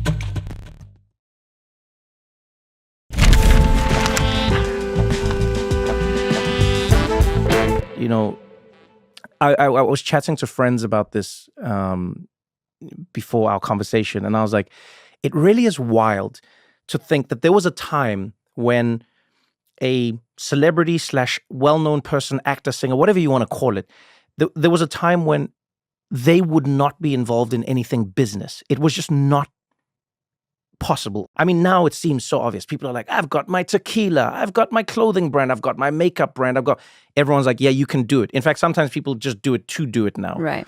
There was a time when it was impossible. And you stepped into this world where nobody, and I mean nobody, thought it was possible because it really hadn't been done before. And you set out to create what went on to be a listed company. Talk me through that journey. Like when you look back on it, what do you think it was that prompted you to step into a world that really wasn't sexy at the time? No. God, and the opposite. Yeah, it was the complete unknown. When you're starting a company, why did you want to do that? I have always been genuinely keeps me up at night, social justice warrior. I've always been since I was little. I mean, there's a tape of me when I was 5 or 6 at Disneyland talking about being a feminist. and a modern day woman. And I had this thick Texas accent. And I was like, I'm a feminist. I'm a modern woman. I don't need a man, you know? And I'm like this little kid spewing this stuff. Wow. And Mickey Mouse is standing there like, in the background. I just want to know if you want a picture or not. Yeah, exactly. You're crazy, lady. Okay, calm down. I was a little girl with like wild ideas. Where did you get them from? I don't, this is the nature versus nurture thing. I Yeah. have no idea. I came in with this idea that, you know, women needed to be treated with fairness and people who were poor shouldn't be treated inhumanely. Right. And I knew because my parents struggled and lived paycheck to paycheck how lucky I was as a kid to get the type of care I got with my health because my dad was in the military. Mm-hmm. So that gave us medical and they paid for housing. And so that really helped with the fact that he made like $14,000 a year. Right. You know?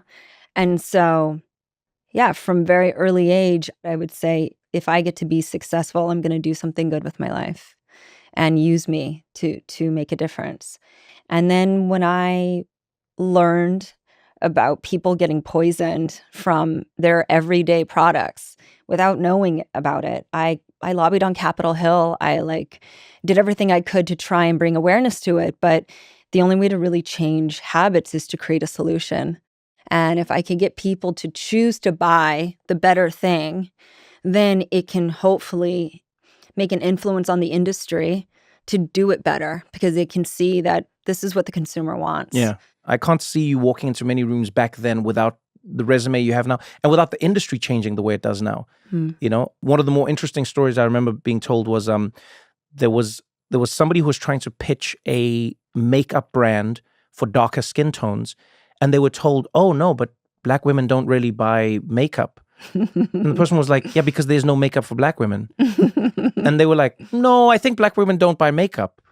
And then Rihanna comes along with Fenty, and now everyone goes, we've got to get into the space. Yeah. It's huge. It's growing. And it's like, oh, so you had to see it before you believed that the people existed. Well, I had to first educate the consumer. Then I had to get them to want to buy after I educated them. And it kind of took off like a rocket ship. Let me start by asking you the end question. One of the more fascinating things I ever heard was it was Jensen Huang, the CEO of NVIDIA, who is now easily like one of the most powerful people in the world because he's essentially controlling how AI is going to move. Yeah. But someone asked him, they said, "Hey, if you could do it again, or if you were talking to somebody else who was going to do it, what advice would you give them?" And he says, "Don't." Same. And I remember hearing this and being like, wait, what? And he's like, don't do it. He said, if I knew everything I knew today about what it took to get this company going, to keep it going, and to get where I got to today, I would say, don't do it. Too much pain, too much blood, too much sweat, too many tears, too many disappointments. Don't do it. And there's a strange like tiredness that you'll feel in people, founders particularly, founders who have been there from the beginning, who've had to grow something into this, you know, this idea more than just a company. Yeah, it is an idea. Like, what advice would you give to yourself, knowing if you're in that interstellar moment and you're seeing young Jessica Alba who's about to go into Honest, what advice would you give to her? Stop looking to men for validation. Damn.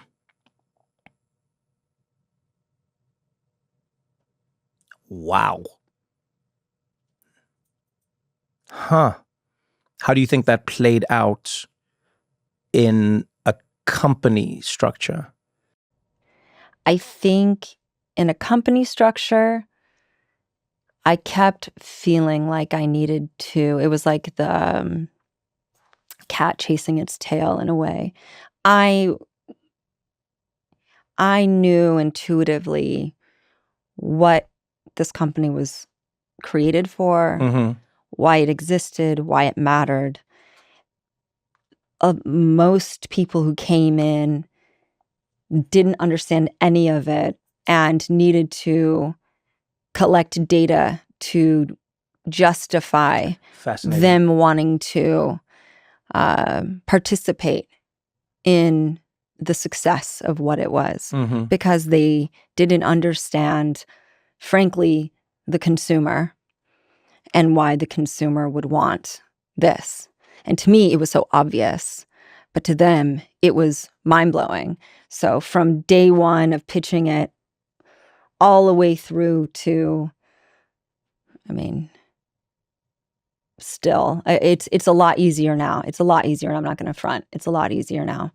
But I think they learn in business school that unless a McKinsey study or there's a study to verify that this is a smart choice. Like they're afraid of their own shadow in some ways. Yeah. And it also makes I think it's how they got promoted. It was by saying, well, what does the data say about blah, blah, blah, blah. But usually by the time data is collected, it's too late. It's not fresh anymore. Right. And so if you're doing anything that's paving the way or changing or truly disruptive, you can't collect any data. And you have to just trust the leader. And if the leader looks like somebody that they've never worked for before, they can't help but just put you in the box that they understand. They can't help it. I used to get so upset that I felt undermined or undervalued, or why are they fighting with me, or why don't they just get it? Why am I even talking to them? You know, oftentimes they would say, let me go ask my wife. I mean, literally, this was like most of the time. Because they were so disconnected. And I think now I wouldn't be so angry, and I would be more compassionate that they only know what they know. And society has warped their brain because, frankly, I was like the chick that was in Maxim and Esquire and GQ and Rolling Stone. You know, like they only saw what they saw of me, and it's like it was hard for them to wrap their heads around it, you know? So they needed to also look at each other to validate or verify, hey, this is a legit thing that we need to get behind. But what's wonderful is the consumers were incredible, and the growth was out of this world. It was hockey stick. Then the company had to really beef itself up to keep up with the growth. And that was the next stage. So the beginning was convincing people in the business world. The second stage was beefing up your internal team to really match the consumption. And going from being like a, $12 million business to $100 million business a year, you are a very different business. But that growth was fast. It was fast. It was unprecedented. I'm sure at times it was scary. It's funny when you talk about the data. And we did, and they're going to say, did that happen? I can't verify anything happened. These are all hypothetical numbers. I'm like, I know lawyers are going to come after me. It's all hypothetical. All hypothetical. We're saying we're using it's like when you say 99% of people. That's what we're saying. Yeah. Hypothetical. Yes. I found myself wondering. I was like, wow, what is it like to experience that level of change? The writer Simon Sinek, he has a fantastic idea where he talks about you understanding that there are two yous. There is the you as a human being, and then there is the you that is, for lack of a better term, the name badge, the title. Here you are, it's Jessica Alba, and this is the position that you inhabit, whether it's, okay, you're the actress from this, or you are the creative director of this listed company. There's a lot that comes with that title. Like with the Daily Show, it was like that for me. It's like, okay. When your identity is so attached to it. It doesn't always have to be your identity, how you see yourself. It's how people see you. Yeah. And you go like, oh, if I'm going to say goodbye to this, am I also saying goodbye to people seeing me as a person? And I found myself wondering when I saw your announcement, I was like, wow, how do you know it's time to step away? What makes you step away? And how do you deal with the conflict of losing this thing that's such a big part of yourself? I wanted to leave it in a good place. When I realized that the business really needed the more kind of streamlined flow and not the visionary flow, I had to start thinking about what that meant for my role. And it took me a hot minute to get there. I needed to leave it in hands that I knew it would be safe and with the right team. And so I felt like I can kind of like let my kid go off to college in a way, But it's sad. It's sad because, yeah, it's a part of me. It's a child. Mm-hmm. So I even like thinking about all of my kids' first day of kindergarten. I weeped, It's like, it's a milestone. I don't think it's ever easy. That's interesting. It's almost like, if I hear you correctly, you're saying it's the difficult balance of holding on to something that you love, but then also being able to let it go so that it can go on to the next stage of what it needs to be. Where it's meant to go, yeah. Mm-hmm. Huh. That is an interesting one. Does it leave you feeling like you instantly need to do something else? Kind of. But also at the same time, I think I really need to not do that. I think I need to just sit in this space of like nothingness. You were talking about terrifying. Like learning a language and doing it is pottery terrifying. and just random creative That's all I need things. to do. Yeah. And I feel like I'm in that state as well. You jumped right into a podcast. Yeah. Well, actually, the podcast I didn't jump into. What I jumped into was touring incessantly. Oh, right. I went into a full year. I was so afraid of the gap that I had created that I wanted to just prop myself. I was like, well, I have to do something. And then I did everything. I worked more the year after I left The Daily Show than I did at The Daily Show, which is wild. That is wild. I was everywhere. I was nowhere. And it's only when I was deep in it that I realized, I was like, oh man, what you were doing here was you were trying to run away from the silence. Stillness. Exactly. Yeah. You go back to the kids leaving the house. It's you're trying to run away from the house, not having something breaking, someone screaming, something being called, something. It's a scary feeling because you're not used to it. Yeah. Especially when you've been like so goal oriented and hustling for so long. Yes. Yeah, it's really weird. How do you deal with your fear of validating yourself only by your achievements or the external things that people see? I mean, this is self-worth, right? It's weird. It's a weird journey thinking about, I guess, just this idea that I can be worthy of love or kindness or existence without achieving. Mm-hmm. I remember when I was younger, I was like, I just always felt like I needed to have a point. Like, what's my point? Like, why do I exist? Like, why did God put me here? Mm-hmm. I questioned that since I was probably 3 or 4. I would say, what's my point to my parents? Like, what's the point of this? And I think sometimes maybe my point or our point is to just, I don't know, sit in stillness and like breathe. And I don't know. I'm learning how to do that. It's not easy.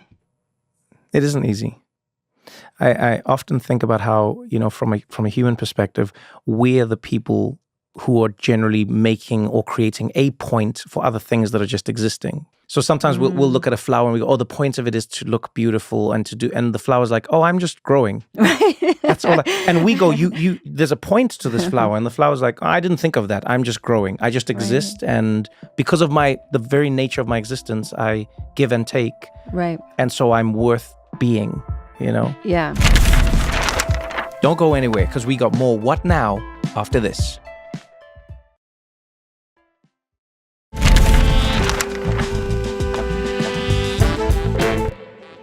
I know that you spent a lot of time, and not a lot might sound wrong, but like you spent time with your kids in therapy, which again, when you started this was a very new concept and new idea. Yeah, I didn't realize it was so controversial. Yeah. Now people are like, let's talk about health, baby. Yeah, mental health. What you doing in your brain? It's like, now it's cool. Yeah, now it's cool. But there was a time. I was doing it early before anyone talked Jessica about it. Elba says, I'm going to therapy with my kids, and people are like, oh, what did she do to them? Yeah, it was really weird. It was kind of the first time I got that kind of backlash as a parent.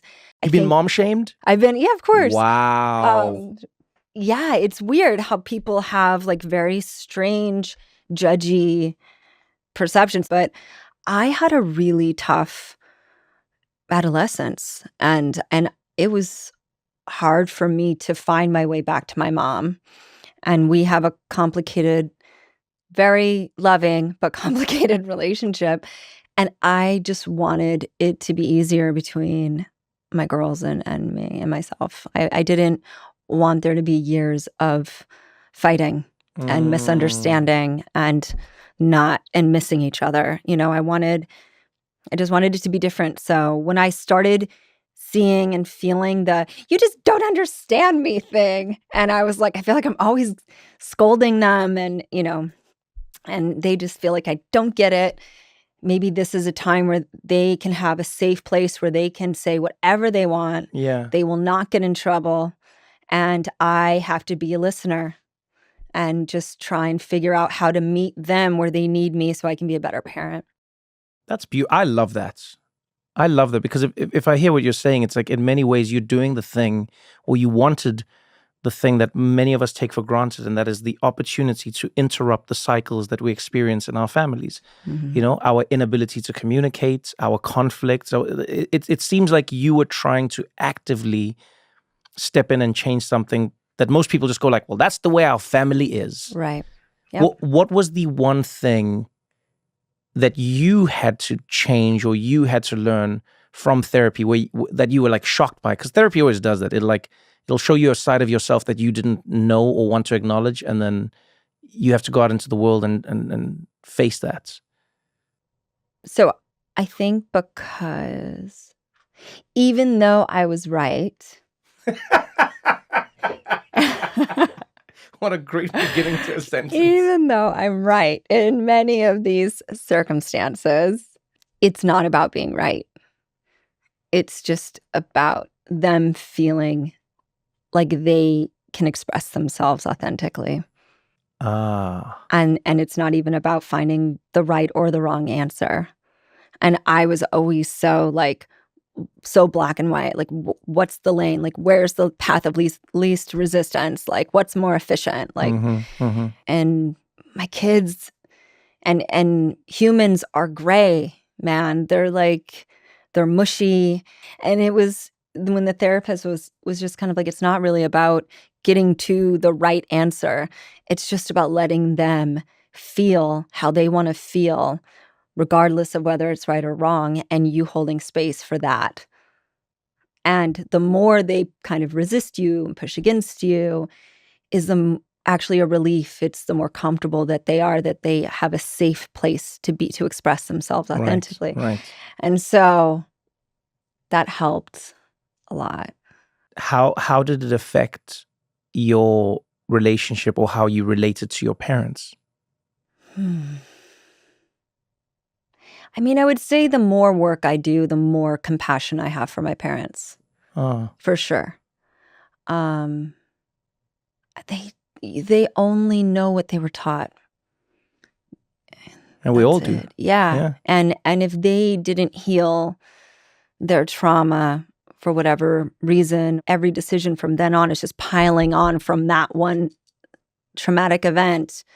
And then life is mirroring that with various people, whatever it is. I can't blame them for that. Now, also, my lived experience needs to also, that's my truth. But I think it really allowed me to heal by going through this with my kids and give my parents grace. I like that for you. What's the biggest thing you're struggling with right now that you wish you could change instantly, but you can't? The stillness is hard. It is. It's really hard, yeah. Do you meditate? Mm-hmm. But it's still hard.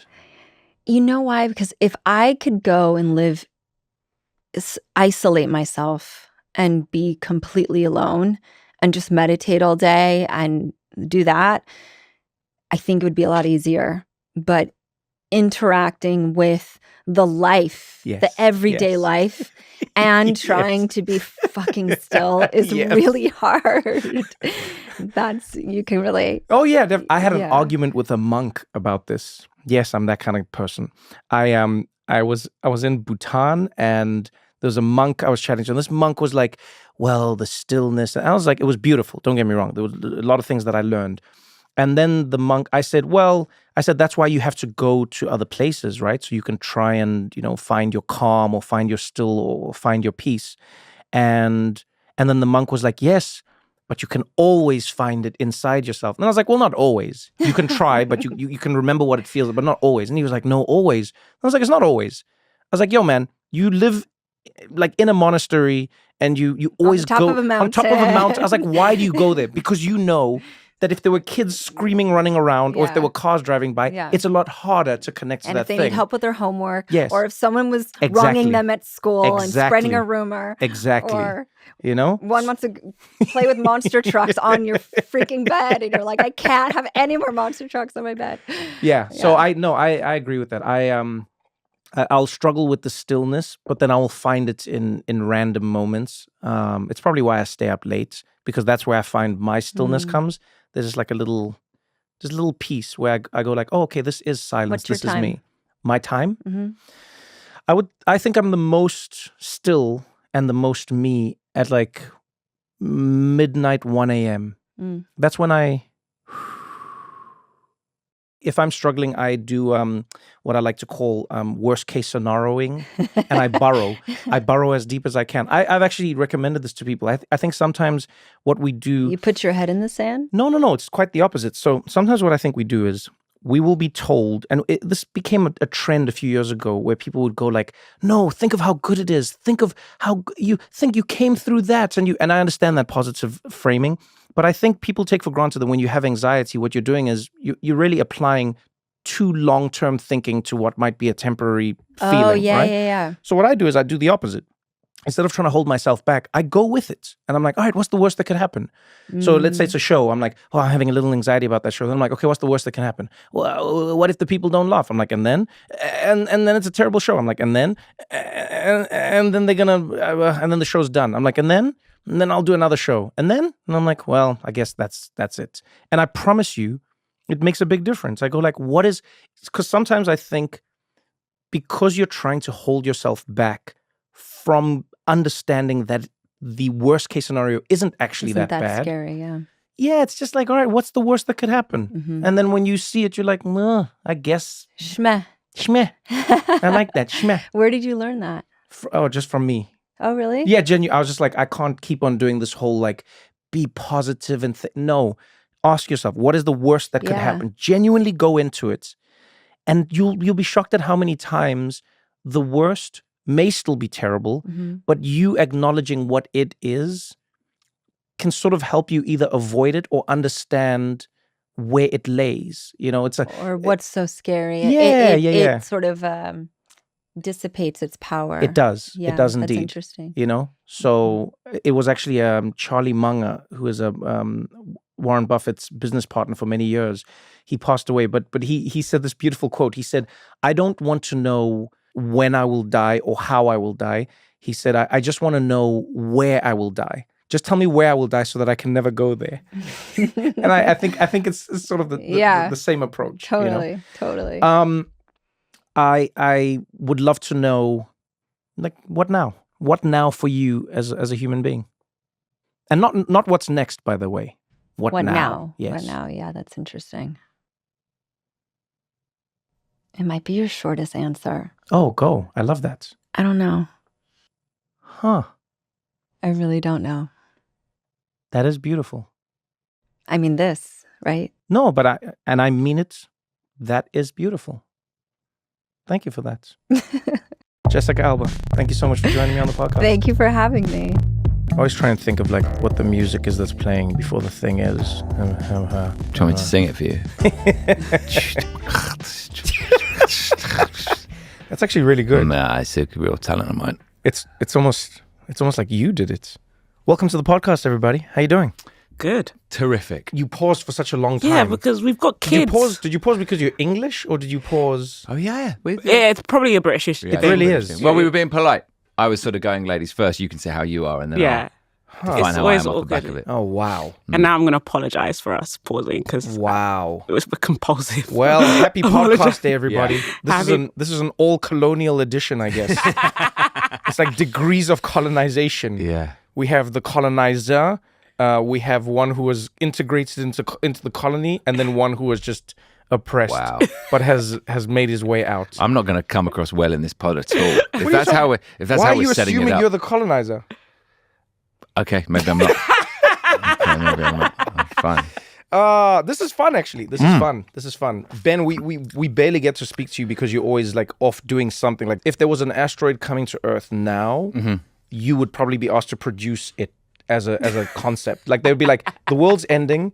We would like to get Ben Winston to produce this for us. Yeah. The final ending concert of the world. It's lovely to be here, Trevor, when 14 people have said they can't make it, and then I get that call. It's like he's already a producer of the pod. No one else is about. We want to do it in person. Let's just get that dude in. Oh, that's please. That's fake basically humility. More than that. Fake humility. And as always, the rose amongst the thorns. I love that phrase.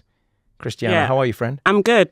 Feeling good being a rose. I'm normally like the thorn. Why are you the thorn? Because I'm just like, I'm a friend with the opinions that destroys the group. You know what's funny? chat. I feel like you've lived in like the Western world for too long.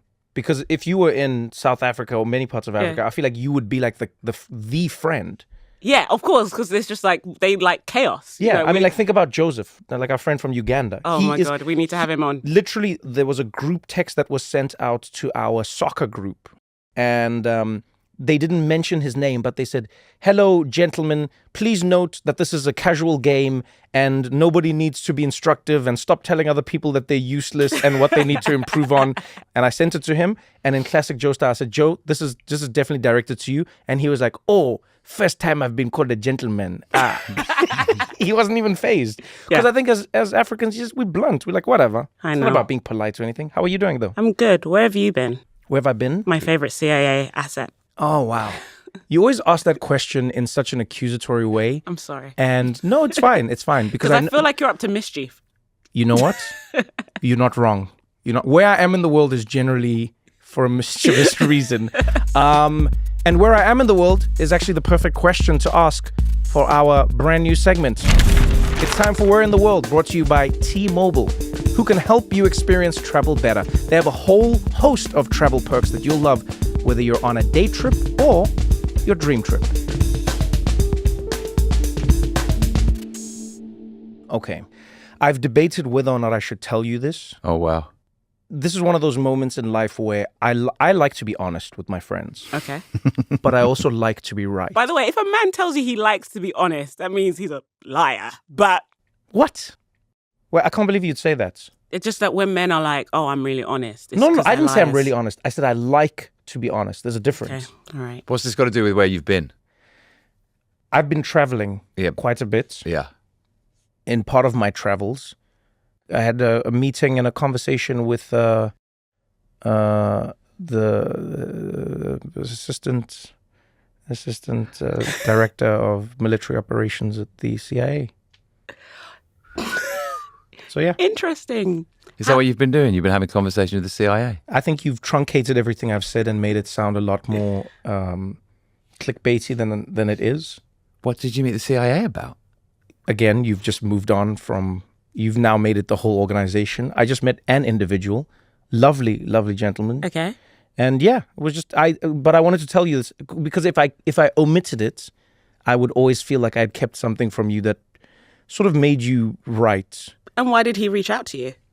You see, it's not like he reached out. We just happened to be in the same place and we were having a conversation. You have a strange life. Where the places I cannot You have tell a strange you. life. I've been to other places. Well, I saw you recently. We literally bumped into each That was other fun. in an airport. Yes. In Dubai. It was in Dubai. I wasn't in Dubai. I was flying You were coming from Abu Dhabi. I was coming from Abu Dhabi and I was flying to LA, and then we just happened to be texting. I was like, where are you? You're like, I've just landed in Dubai. And I was like, I'm in Dubai airport. You're like, so am I. And we met at like the business center. Yes, we did indeed. And we had like a lovely 20 minutes. It But was great. so bizarre. I love those like encounters in those meetings, just randomly bumping into people in the world. But you had been in Bhutan Yeah, with a load of monks. Yeah, Bhutan, Japan. And now you're meeting the CIA. Like it didn't involve the CIA, and I was traveling and enjoying good coverage.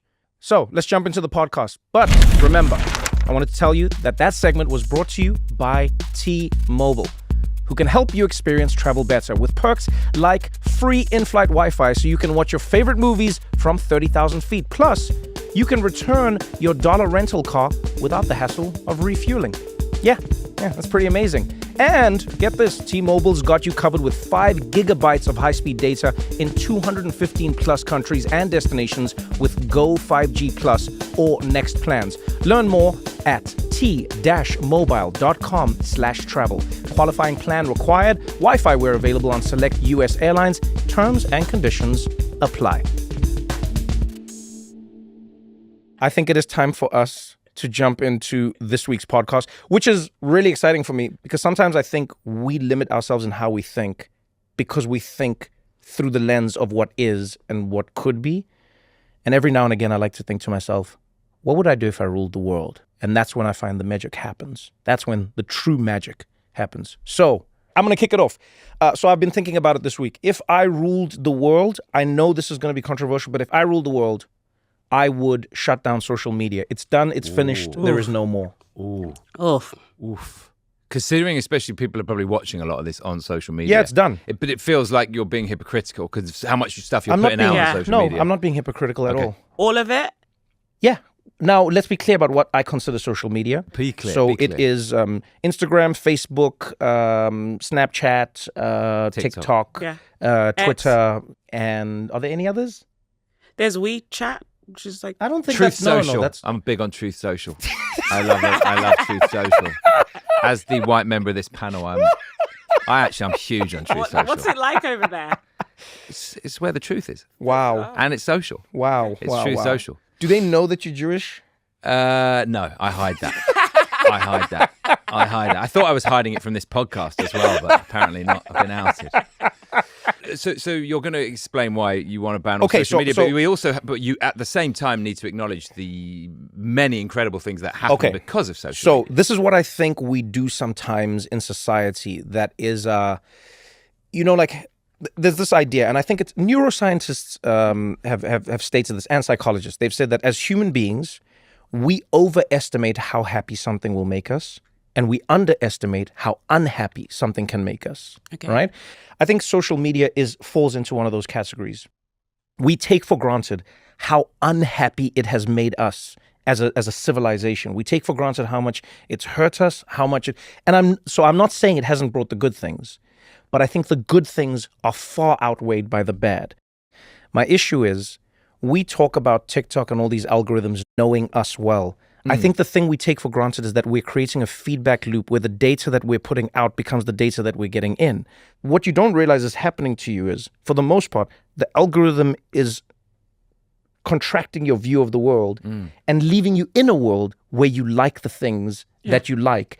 And it's just giving you slight versions of the things that you like. Do you get what I'm saying? I do. And I worry about what it's going to do to us as a society. I worry what it's already done. Now, I know some people are going to say, oh, but Trevor, I mean, because of social media, I know what's happening in the world. Yeah, we knew what was happening in the world before social media. Did we, though? We did. We did. But hold on. We did. No, we knew.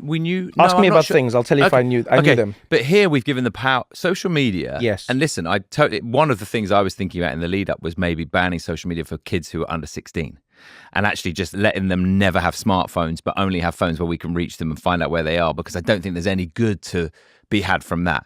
But essentially, back in the day, pre-social media, people would get their news from 5 organizations that would decide how to tell that news. And we have to acknowledge that now we are giving the individual power to tell their story that you're now taking away from them. Yes. I hear what you're saying. Which works for your dictatorship, but might not work for the world. I hear what you're saying, and I love you as my friend, but you're wrong.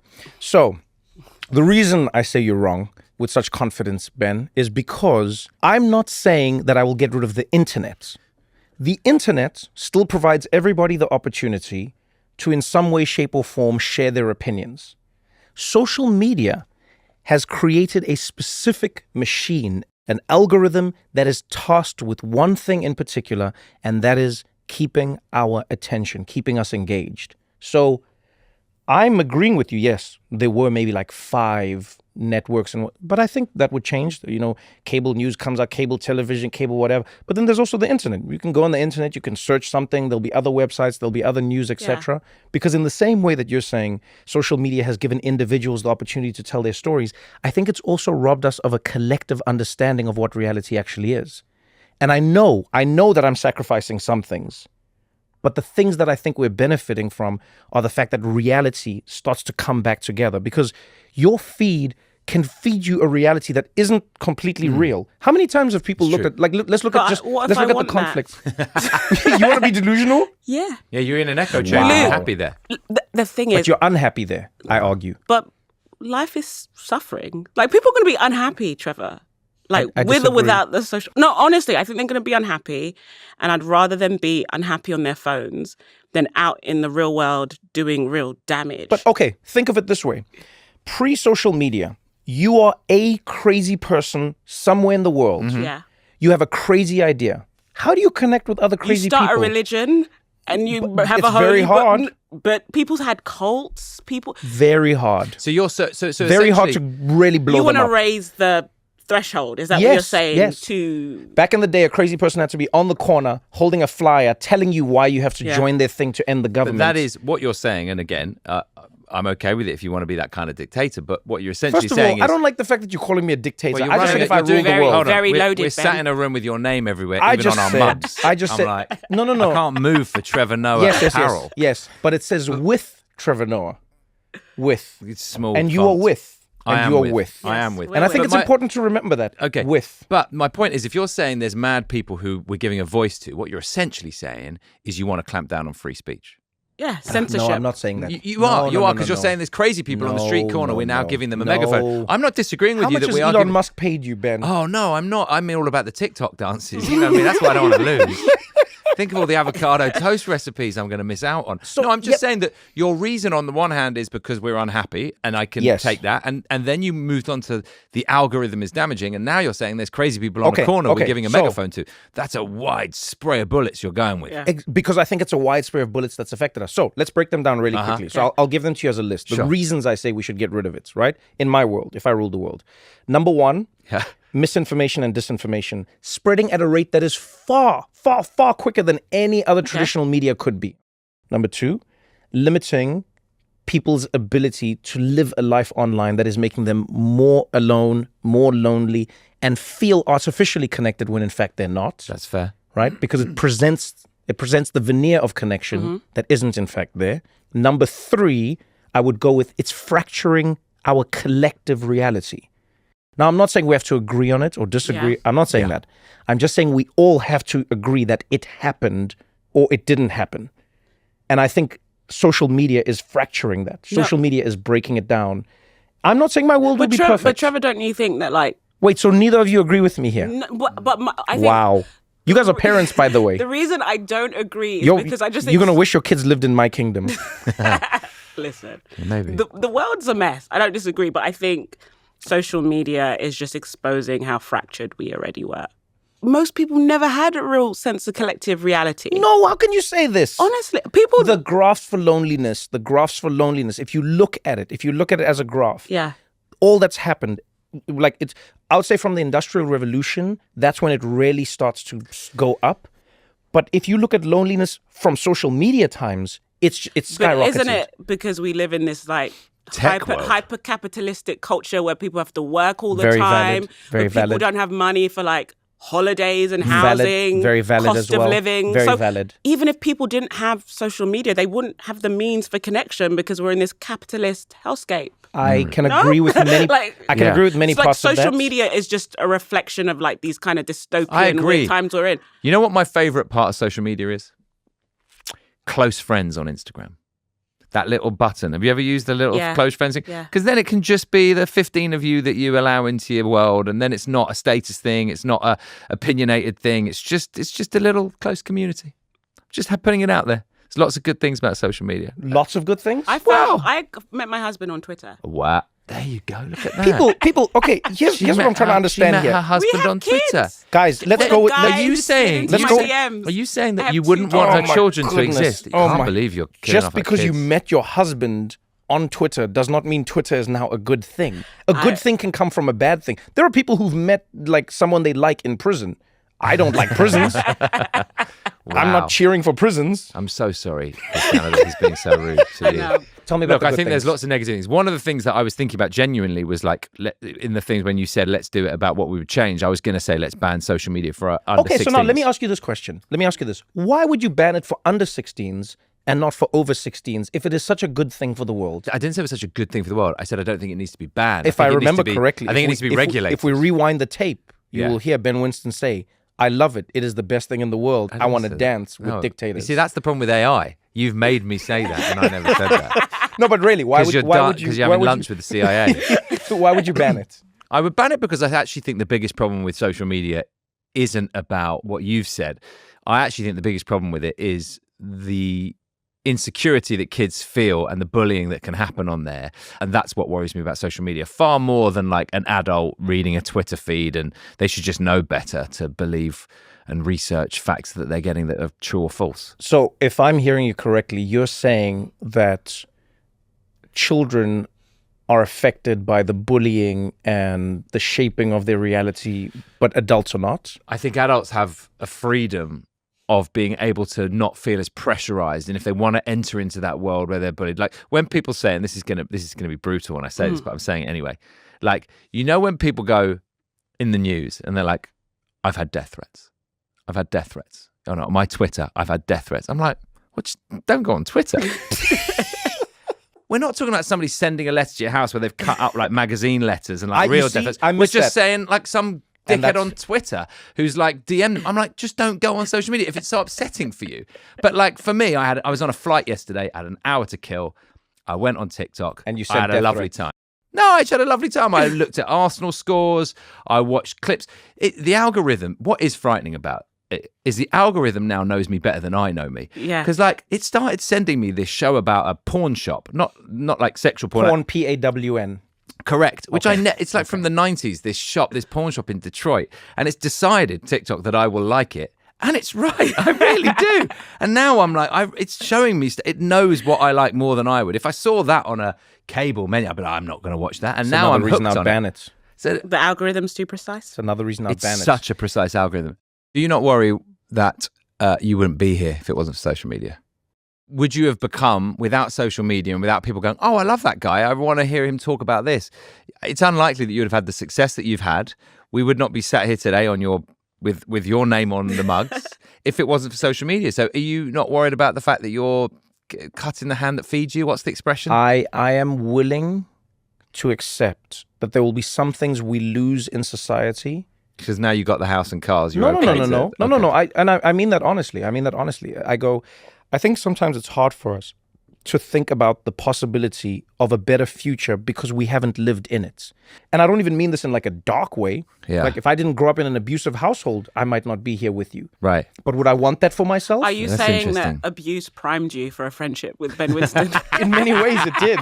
In many ways it did. Okay. What I'm saying is like, I do not think that we have to accept something bad because there has been good that has come out of it. There will always be good that comes out of bad things. Okay. Sure. But in my world, if I ruled it, I would get social media and I would ban it. We would still have the internet. We would still have TV and radio. I'm not like creating North Korea, people. Yeah, no, I accept that. You would just have to learn your own dances in your own world. I want to do that. Miss it so much. And you'd have to discover TV shows on your own. So, okay, votes. Ben, are you in my world or not? No, I'm afraid not. I wouldn't want to ban social media entirely. Okay. Yeah. Because I think whenever you take something away, yeah, you create a vacuum that's filled with something else. Oh, and I worry more about what will fill that vacuum than what we will have by it. Okay. All right, fine. And I also think Christiana would never have met her husband.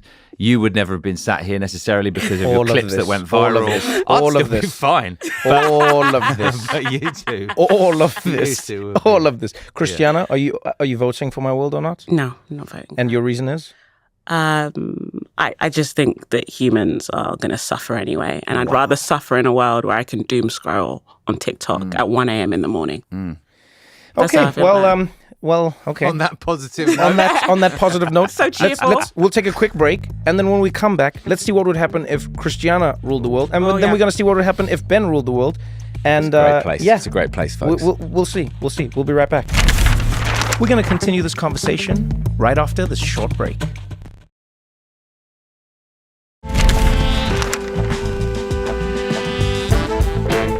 Okay, so I created the perfect world, and neither of you want to live in it, although you will send your kids to live in my world until they're 16, which tells me a lot. Yeah.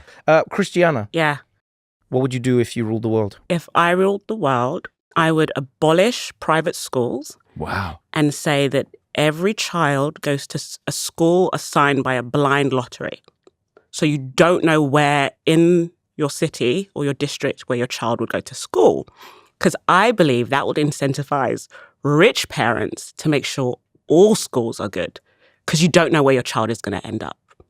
And I'd make it mandatory for people in the community to volunteer in the school. You'd have to get like a CRB check. We'd have to make sure you're not a paedophile or a weirdo and stuff like that. Abolish private schools.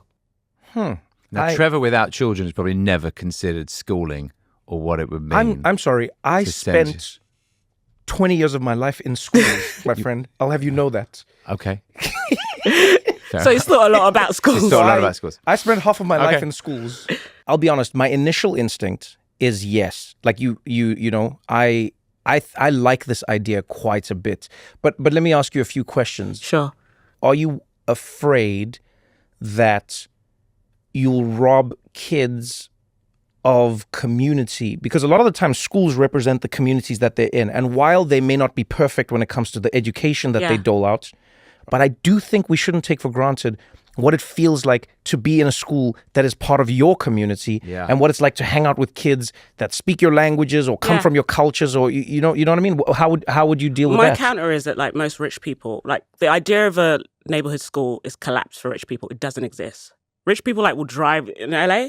They'll go 45 minutes across town many places. to a fancy private school and be like, I don't want you to be around these But poor I'm not black talking about kids. them. I'm talking about, let's say, the poor middle class kids. Oh, that's even better. They need to be able to be like, this is who's probably going to be your boss, perhaps, right? They need to be integrated and be exposed to how like the wealthy and affluent people live. I'm actually doing this social experiment where everyone gets thrown into the blender together earlier, because the problem is it happens too late. It happens if you're really lucky, if you're a poor kid, maybe you get to go to an elite college. Okay. And you get there and you have a miserable time because you're like, who are these people? They've played sports I've never played. Right. They have references I don't understand. Right. And it's an isolating experience. Or you get to meet them in the workplace and you're like, oh, I don't want to be around these people. They like air conditioning. It's always cold. Why do white people want to be cold all the time? If you go to school with them, you're like, oh, white people like to be cold. And you're used to it, you know? We're very cold. Here's a thought that I have, though. Yeah, but here's a thought that I have. We're now making the assumption that your opportunities in life come from your school. Yeah. When in fact, there may just be a correlation between who goes to these schools and the opportunities that they receive. Well, that's why I'm saying if it's a lottery, right? No, but that's just a lottery for the school. Yeah, it's a lottery for the school. So you could be like the poorest kid in your city. Yes. Sitting next to the kid of, say, Bill Gates, right? Right. Bill Gates is going to make sure that's a good school. I hear you. And the spread of opportunities, the speakers that you get at the school, the sports you do at the school, the computers you use, trust me. I'm just trying to spread the opportunities. I love it. You're allowed to donate. Because parents... So you're allowed to donate.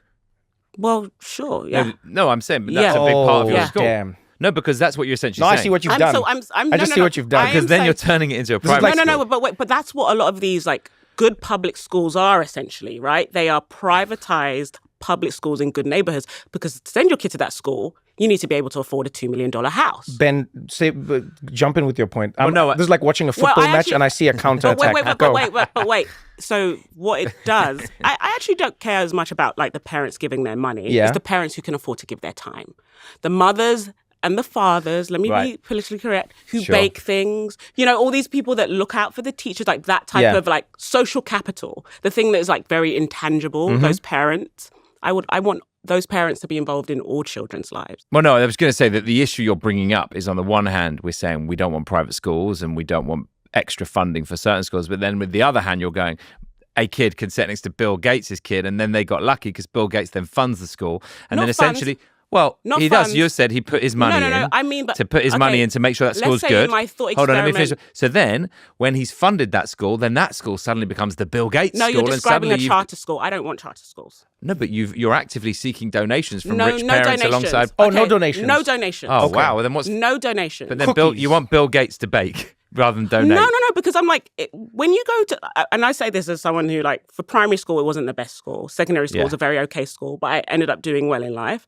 My son goes to a really nice school, right? Yeah. And the level of investment, I just mean personally, from the parents and the time they can give, I'm like, oh, it makes a difference. And not all kids have that. Some kids have parents that work night shifts. Some the kids have knock-on parents. effect for the government funding for schooling, if we put your plan into place, if you ruled the world, where are you going to get the absolute millions that it takes? Because where they get the money for the bombs. I agree. I mean, like, you see those bombs you're going to buy? The bomb money. You agree with Hart? The bombs or the my point? No. Christiana's point. I think she's right here. The money's there. They had the money when they wanted us all to take the COVID vaccine shot, which I took. I'm not an anti-vaxxer, guys, but before you get on me. Oh, God, I felt selling on Joe Rogan. The money... But I'm saying the money is there. You're right. They spent $1 trillion on the F-35 jet that didn't work. They've got the money. Guys, that is such a ridiculous way of playing politics. No, but let's create a huge problem that... What problem? No, but why are we creating the problem? Because investing in children is a problem. No, quite the opposite. Okay, I would say you're actually investing less in children. No, I'm investing more. Wait. I'll say this and then you speak and then we'll go from there. So, I think what Christiana's saying, if you misinterpret how the money moves, it can seem like you're creating a gap. But if you look at how we currently run schools, let's say in America, and in many parts of the world it's different, but in the US, for the most part, a school's success or failure, if it's not private, is determined by the zip code that it exists within. Yeah. In Christiana's world, if I'm correct, and you will correct me if I'm wrong, I think what Christiana's saying is our tax dollars now become amortized, and you can't just aim rich neighborhood money into one school where they now have like random programs like lacrosse donkey dancing, which is excess money vibes, and it goes to all the schools. And so she's saying because of that, because all schools will get all money and all parents will have kids in all schools, all parents will want all schools to be good because they don't know where their kid will end up. So it's not more money. It's just the money will be spread out differently. Yeah, I'm not sure that's right. Why? Because I think that private schooling essentially means that there is a load of government money that is not needed because it's taken care of by those wealthier parents who can afford private schools. Let's say, and I don't know the percentage, what percentage would you think go to private schools over public schools? People or money? No, people. Let's say in America. No, people is nothing, but money is the thing I'm worried about. But my point is that amount of money is coming from the parents. It's not coming from the government. Yeah, we don't care. But let's say it's 10% schools. Now you're taking that 10% and you're creating that burden on the state school system. So that's not because now you're having to spread how much investment you're making, and you're not allowing donations from parents in your system. So suddenly, an education system that was already stretched, that didn't have money, you're now going, all of those people that were willing to pay for education, so it wasn't our government problem, now you are our problem. So this is what I'm saying. So like in LAUSD, like in LA right now, they are under-enrolled because of a combination of COVID, people leaving California and all of this stuff. And there's like a lot of schools are at risk of closure. This is true. And when we say you can no longer have that route of plucking your child out of the system, it creates a different set of expectations of the government. So parents like yourself are going to be like, you're going to make sure that's a good school, right? Forget the money. It's never about the money. The systems are underserved. There aren't actually enough students. Like the schools are under-enrolled. And by the way, I just want to say that this is a thing that I find a lot of affluent Black and Asian parents like have a dilemma about. It's something I think about a lot. How old are your kids? What's your oldest? So my eldest kid is 4, Right. and my youngest is 10 months. And the funny thing is, with the public schools that are really good, they're not very diverse, right? But the private schools are more diverse. So like now it's like, I want to send him to a good school, right? And in my mind, I'm like, okay, public school, great option, free, but there's a risk he'd be the only black kid in the class. But in a Private school, that's not the case. You've got black kid, Asian kid, Jewish Because kid. the Connect, there's money. And the private school is really, they're like, we care about diversity and inclusion for our school brochure. So they're like, do you know what I mean? So they're like, we make sure we want one of everything. Like, they'll be like, yeah, we've got a non-binary Latino kid with 4 fingers. So what are you going to do? You know what I mean? Like, I don't know what I'm going to do. You haven't decided? I don't know what I'm going to do. That's Okay, why I wait, want to wait. ban them. So, they're okay, gonna make the wait. decision. So wait. So here's something I would want to ask about your magical world, right? This is you ruling this world. Unfortunately, when you look at history, you will see that time and time again, if you try to do this type of system, people who are rich, people who may be a little bit racist. I'm not even saying racist people. I'm just saying a little bit racist. Like, just Racist light. Sprinkled. Yeah, just sprinkled with Sprinkle racism. racism. Those types of people will find ways to get their kids out of or into something else. Yeah. Let's look at a recent example. Yeah. COVID. COVID came. Yeah. A lot of parents didn't agree with what was happening. And what did these parents do? They were like, you know what? We're actually taking our kids out of this little Zoom system you have. Yeah. And we're going to create little pods.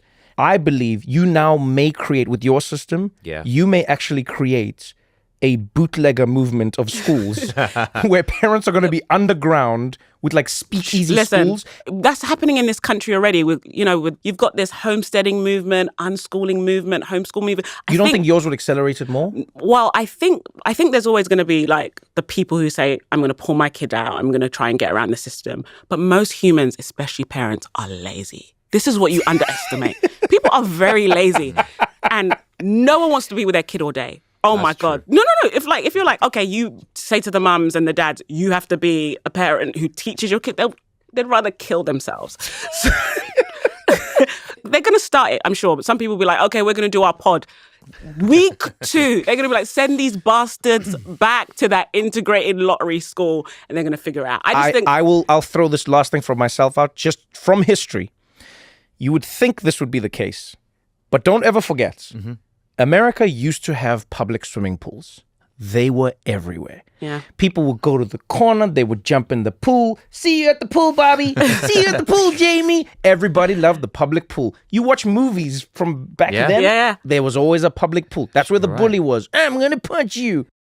And then one day, America passed a law. And America said, these pools should also be open to black children. And the black children came to the pools. And initially, there was just a little bit of racism. People being like, you shouldn't be here. You're making the water black. And people peed in the water while they were in it. Some people threw acid in, etc. But even as that died down, what happened to the pools? They started closing. They stopped getting funding. People were like, I don't know if we need pools. And what happened at that exact time? Private pools started going up. The idea of having a private body of water in your house was a crazy concept pre the 1960s. And now everyone's like, I want a house with a pool. Why? Because there is no pool. And I think what you may be creating unintentionally is a world where those same people will go, okay, actually, why are schools even a thing in our society? Maybe we should close schools down. I mean, we're kind of on the road there with the charter school But I think movement, I think yours would literally, as we say in South Africa, like lights off instantly. It would just be like an exodus. And we'd look back and go, wow, you remember, there used to be a time when there were schools, public schools, and people were like, I can't believe it. And they'd all be gone. And so that is why I would not be voting for your world, unfortunately. I think there are many great, the ideas behind it. Yeah. I love. But I would, as much as I would love to see Bill Gates's kid sitting next to like some other kid from like Compton who's telling him why Kendrick won the beef. Listen. Ben? I don't know, I'm still reeling from the pools thing. I thought people would just shut them down because you got verrucas. Well, that's why people didn't go to public pools. That rubber sock I had to wear as a kid. All that horrible fungus cream. It'd be hypocritical in a way for me to vote for it as someone who went to a Jewish primary school and then a private secondary school and like really enjoyed my education. Well, you see, no. Before we go to your vote, actually tell us more about that. It's a tricky one. I think it gave me a lot of. I think religion was always a really big part of my upbringing and my family's life and our heritage and our history. And actually getting that education between the ages of 4 and 11 of who we were and where we'd come from, kind of helped my identity even today. So I think that there'll be a big part of me and the way I run my life every day that would be missing if I hadn't have gone to that Jewish primary school. And because I'm happy with like how things have showed up in my life and how it turned up, I wouldn't really want to change that or tweak that. But I do think there is always a responsibility to make sure that children are exposed to all ways of life, however that is, especially if they're in an insular school system. But I also think you make really good points about what you're saying with the community spirit of everybody being part of the same thing going forward. So I'm kind of on the fence. I'm voting more against it than for. Yeah. But I'm closer to voting for this than I ever am banning social media, like Trevor said. The thing is, what you said about the primary school you went to, when you don't have a child of that experience in the classroom with you, it feels like an abstraction. That's true. And that's something I worry about, that. not just for my child's own identity as being Black and Latino, like how he views himself, but then other people, if you're only in a very insular world where you don't see much outside of it, I think it's So here's the one way. It's the impossible. one way I would augment my vote for you. If your world was school swap, I'd be in. So if you said for like 2 months of every year, kids all go to a different school, then I would be in. This is like a premise of like a Hollywood movie. I mean, we'll make it. Let's Okay, make the film. It's a no vote from me, Ben. I think it's a no from me. Okay. Ah. I think it's a no I from tried. me. I made a best I think it's a no case. from me, but I'm It's a definitely valid gonna, point. you've brought up great points that we genuinely, as parents, need to think about how we approach things and how we don't just push everybody else out of the way to get what we need for our children. And there is a sense of community and integration that's needed in the school system that currently maybe doesn't happen. I feel like we should be equally invested in everyone's children, not just our own children. Because when that child grows up and robs you, you're going to have some opinions on it. Yep, that's right. Every robber is somebody's child. Don't That's ever my forget dad. that. Okay, I sound like my dad. We're going to take a quick break. We're going to come back with the final one. Ben Winston, If I Ruled the World. Don't go anywhere, because we got more What Now after this.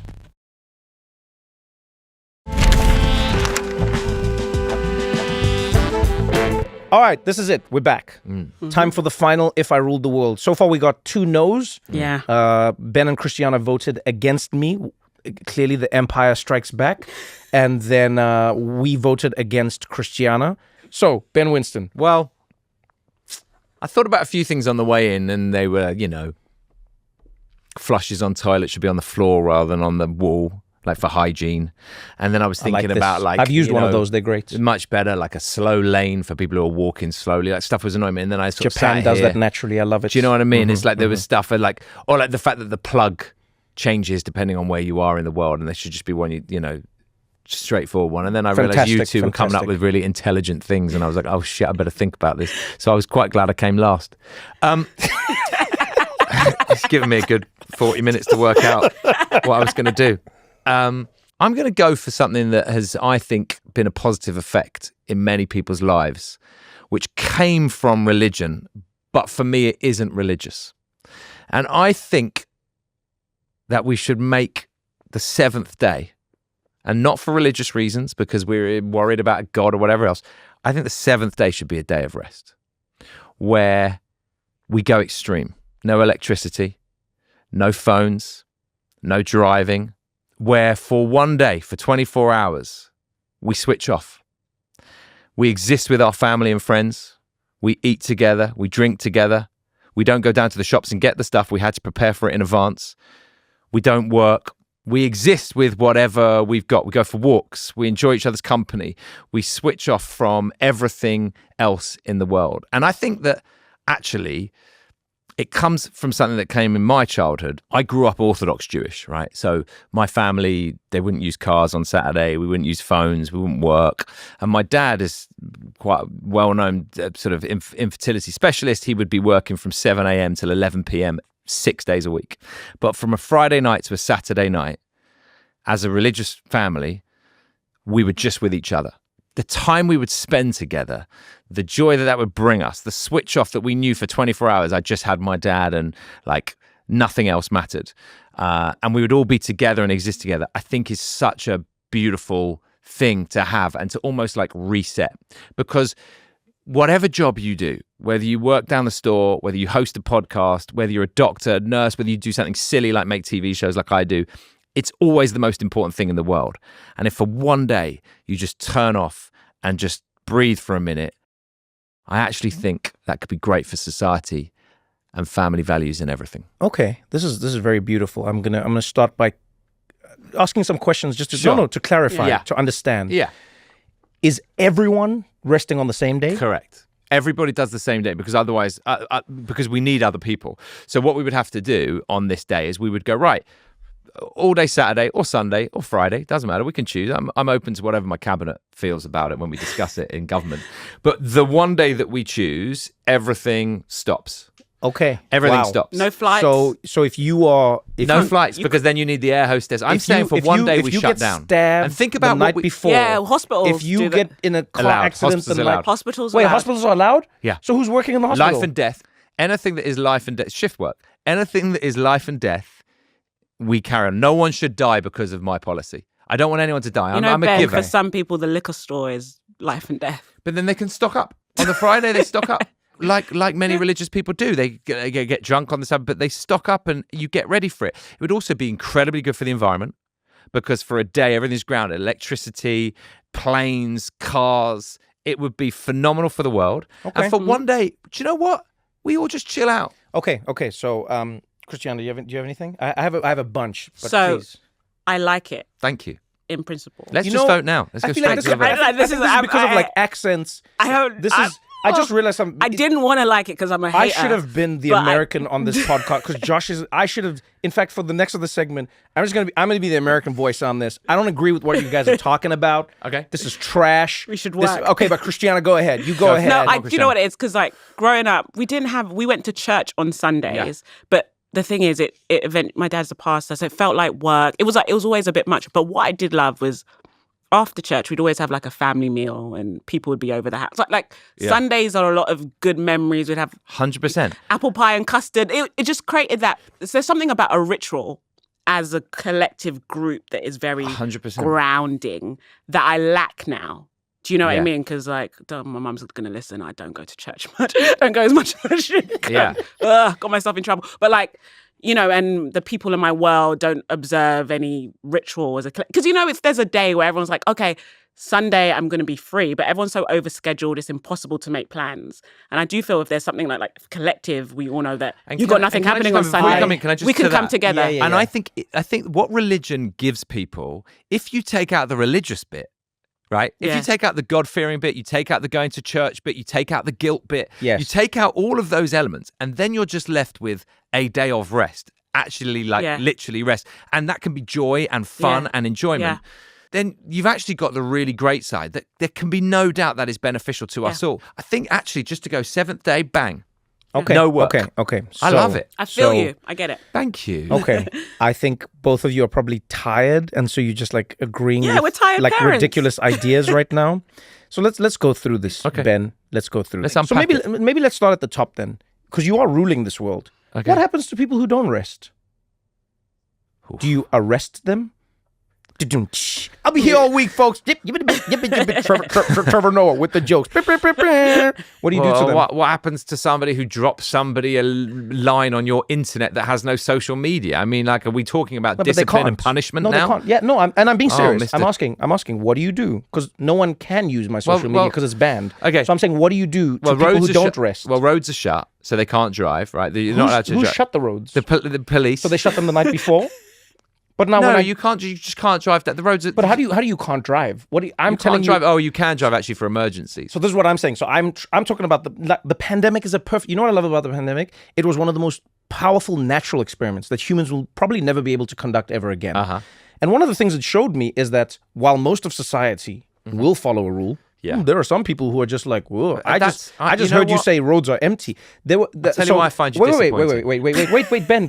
This is not me as Trevor the person. No, I get it, but you're not acknowledging the great things I'm talking about. You're just saying, well, how are we going to enforce it? Ben, wait. Please understand this. As an optimist, the number one thing I have to do in my life is I first have to probe an idea with all the things that might make it fall apart before. But Obviously, you I can't love call this yourself idea. an optimist if the first thing you're asking is, well, how do we enforce it? And people are going to do it. That's a cynical way of doing it. The first embrace thing, the joy for a moment. actually, the first thing I said was, that's beautiful. Thank you. That was the first thing I said. I'm not sure you meant it. That's the first thing I said. Okay. I said, that's beautiful, Ben. That was the first thing I said. So I'm just asking you, what happens to all the people who don't rest? The same thing that it's lots of people break rules and laws. Yeah, but what happens to them in your world? They're fined.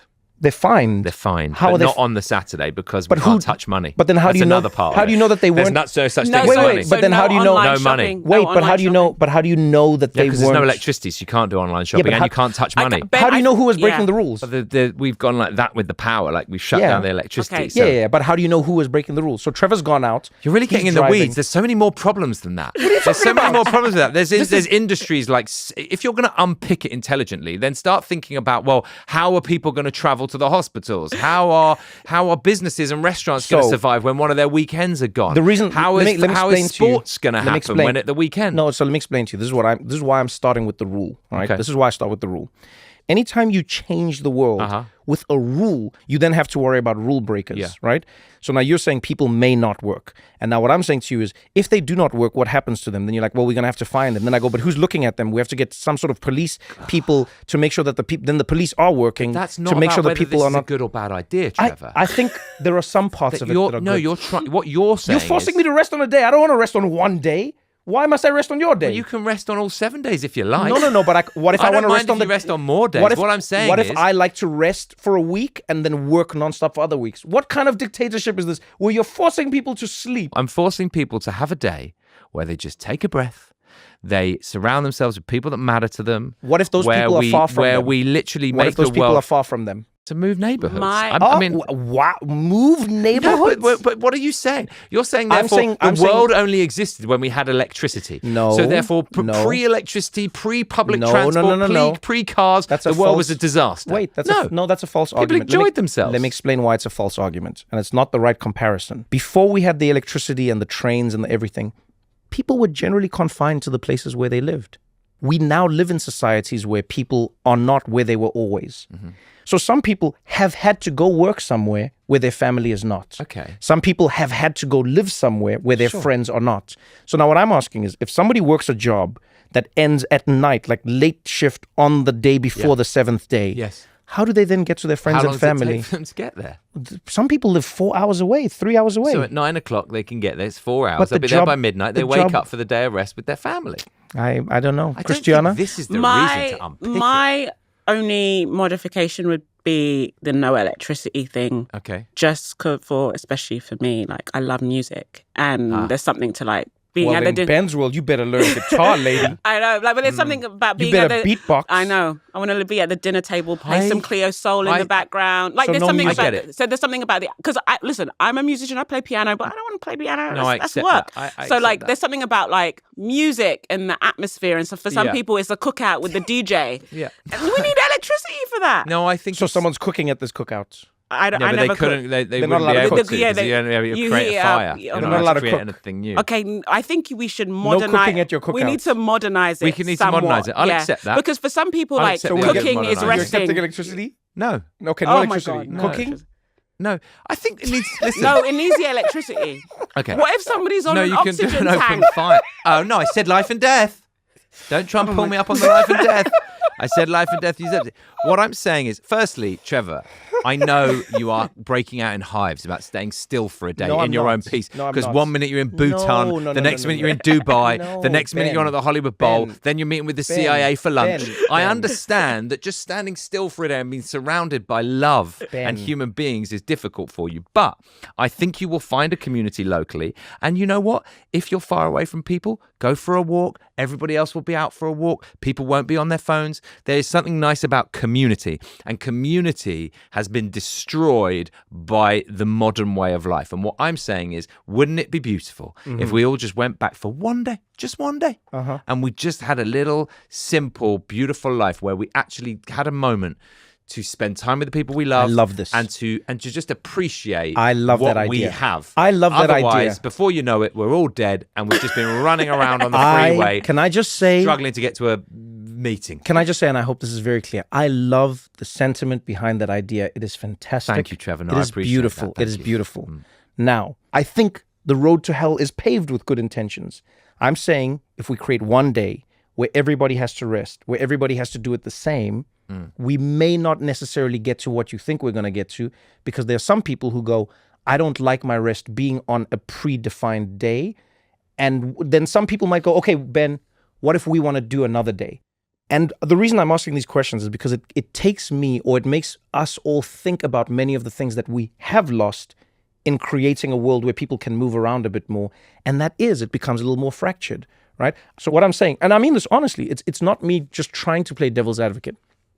What happens when Christiana wants it to be Tuesday and Trevor goes, well, I like Thursdays off, and then Ben goes, no, I like Sundays off. Okay. Like what happens in that world? So you like the idea, you back the idea. The only problem you've got with it is you want to choose different days to have. No. I'm the same way that the Christian day is a Sunday, the Jewish day is a Saturday, the Muslim day is a Friday. I think if I'm right, what you're saying is you like the variety, but you love my idea. You just don't like it all being on the same day. Is that what I'm hearing? Forget I.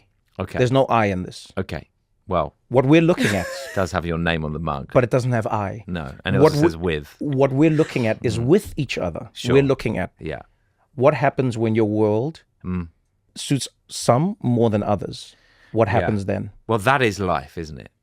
And who decides then? Well, it's I ruled the world. That's the name of the game. So when you say who decides, if you're going to do a podcast and you're going to invite me here as the 15th choice guest, and you're going to say, if you ruled the world, what would you do? And then when I give you a very, very well thought out plan that's much better than banning social media or scrapping schooling systems as we know it, and then you go, who's going to be in charge? I'm going to say, well, you just told me I am because you created a stupid game called If You Ruled the World. Well, I'm going to put my vote in, and I'm going to say, if I was voting for the system, I would say no, because I think it would lead to unnecessary unrest. I think it would lead to massive conflicts. I think it would lead to a group of people, we'll call them the Thursdays, who would rise up and want to know why their day is not the day. Shame on you. And I, unfortunately, cannot vote for this, even though, and I must reiterate, I love the sentiment. And I mean this not facetiously, my friend. I genuinely believe, and it's why I do it in my life as well with my people. It's so important to take time off, to be with people, but I unfortunately cannot vote for your world where it's enforced on everybody on the same day, because I don't think that will lead to peace. I think that day will be the day of revolution. And so my vote is no. Christiana? Yes, but with a caveat. I would need electricity. Okay. Whoa, so because I think. But then wait, does that mean cars though? No, I don't. I hate driving. Okay. Okay. So your world's going to have electricity? Well, hold on. Which electricity? Can we define what you mean? I wouldn't want to cook. I hate cook. I'm very lazy you essentially homemaker. want. I want let's music, negotiate here. Atmosphere. You want music. You want to be able to play a record. Yeah, I think music is a big part of the Black experience. Okay. And having a day of rest where Black people go to the Black experience. No, I'm saying Ben is screwed now. What is Ben going to do now? A day of rest. How's Ben going to say no to the Black experience now? A day of rest where a day of rest where Black people can't watch. Jesus. What they like or play music. Ben, tell us why you don't want the Black experience. Yeah, why don't you want Black people to listen to music on their special day of rest? As the minority on this podcast, let me tell you about the minority experience. With you two and Josh, as the minority. Oh, man. Listen, here's the deal. Nothing's passed today. Yeah. Everything's got shut down. They've been 2 no's, right? I'm about to win the game because when you vote, that means 2-1 it passes because you got 2-1 against you. You got 2-1 against you. No, because I voted before you're amending. So please. Okay, so what I'm going to allow. Here's what I'm going to allow, guys. Yeah, okay. Go. So in Orthodox Judaism, what they have so that people can cook is for 24 hours, they plug in a little hot plate and they have a little kettle and it lasts 24 hours. That's just what they do. So with that spirit in mind, I'm going to make a little exception and everybody can buy a little generator. You have it in your house. So it's limited because we don't want people to go crazy. We don't want a whole, everyone going wild. but you'll have your generator, and therefore, if you want to play music, it will happily do that for the day. I accept that will mean that you get your rest. Some people don't want to sit in quiet. My wife's one, she can't accept the quiet. She goes insane with it. She needs stuff in the background. So I think with a little bit of generator, I think in order to get this policy through, like all good politics, you need a few amendments to get through Congress. Yeah. I'm willing to provide this solution so that we can vote on this and all have a day of rest. Okay, so Christiana, Absolutely. You vote yes now. Yeah, okay. absolutely. All right, so now that it's changed, I should be able to vote again because that's how it works. Oh, okay. I think that's how it works. Oh, okay. Once it's changed, you. So. But it's still on the same day, Trevor. I'm not shirking from that. Yeah. So now I will vote yes as well. Wow. I will vote yes as well. Wow. Because I will team up with all of my friends. We will combine our generators and we're throwing a concert. It is the only show in town. If you want to come and watch Trevor Noah perform with all his friends at we're going to call it the Electricity is Alive Bash. Come on through. We've got charging. We've got phone charging. We've got food cooking. We've got music playing. Is this over? We've got movies because we've got all the generators and we've combined them. And the good news is there's no police because they're not allowed to work today. The vote is yes. Ben Winston, you've won the game. Thank you so much for coming, everybody. Welcome to another episode of What Now? If I Ruled the World with Trevor Noah.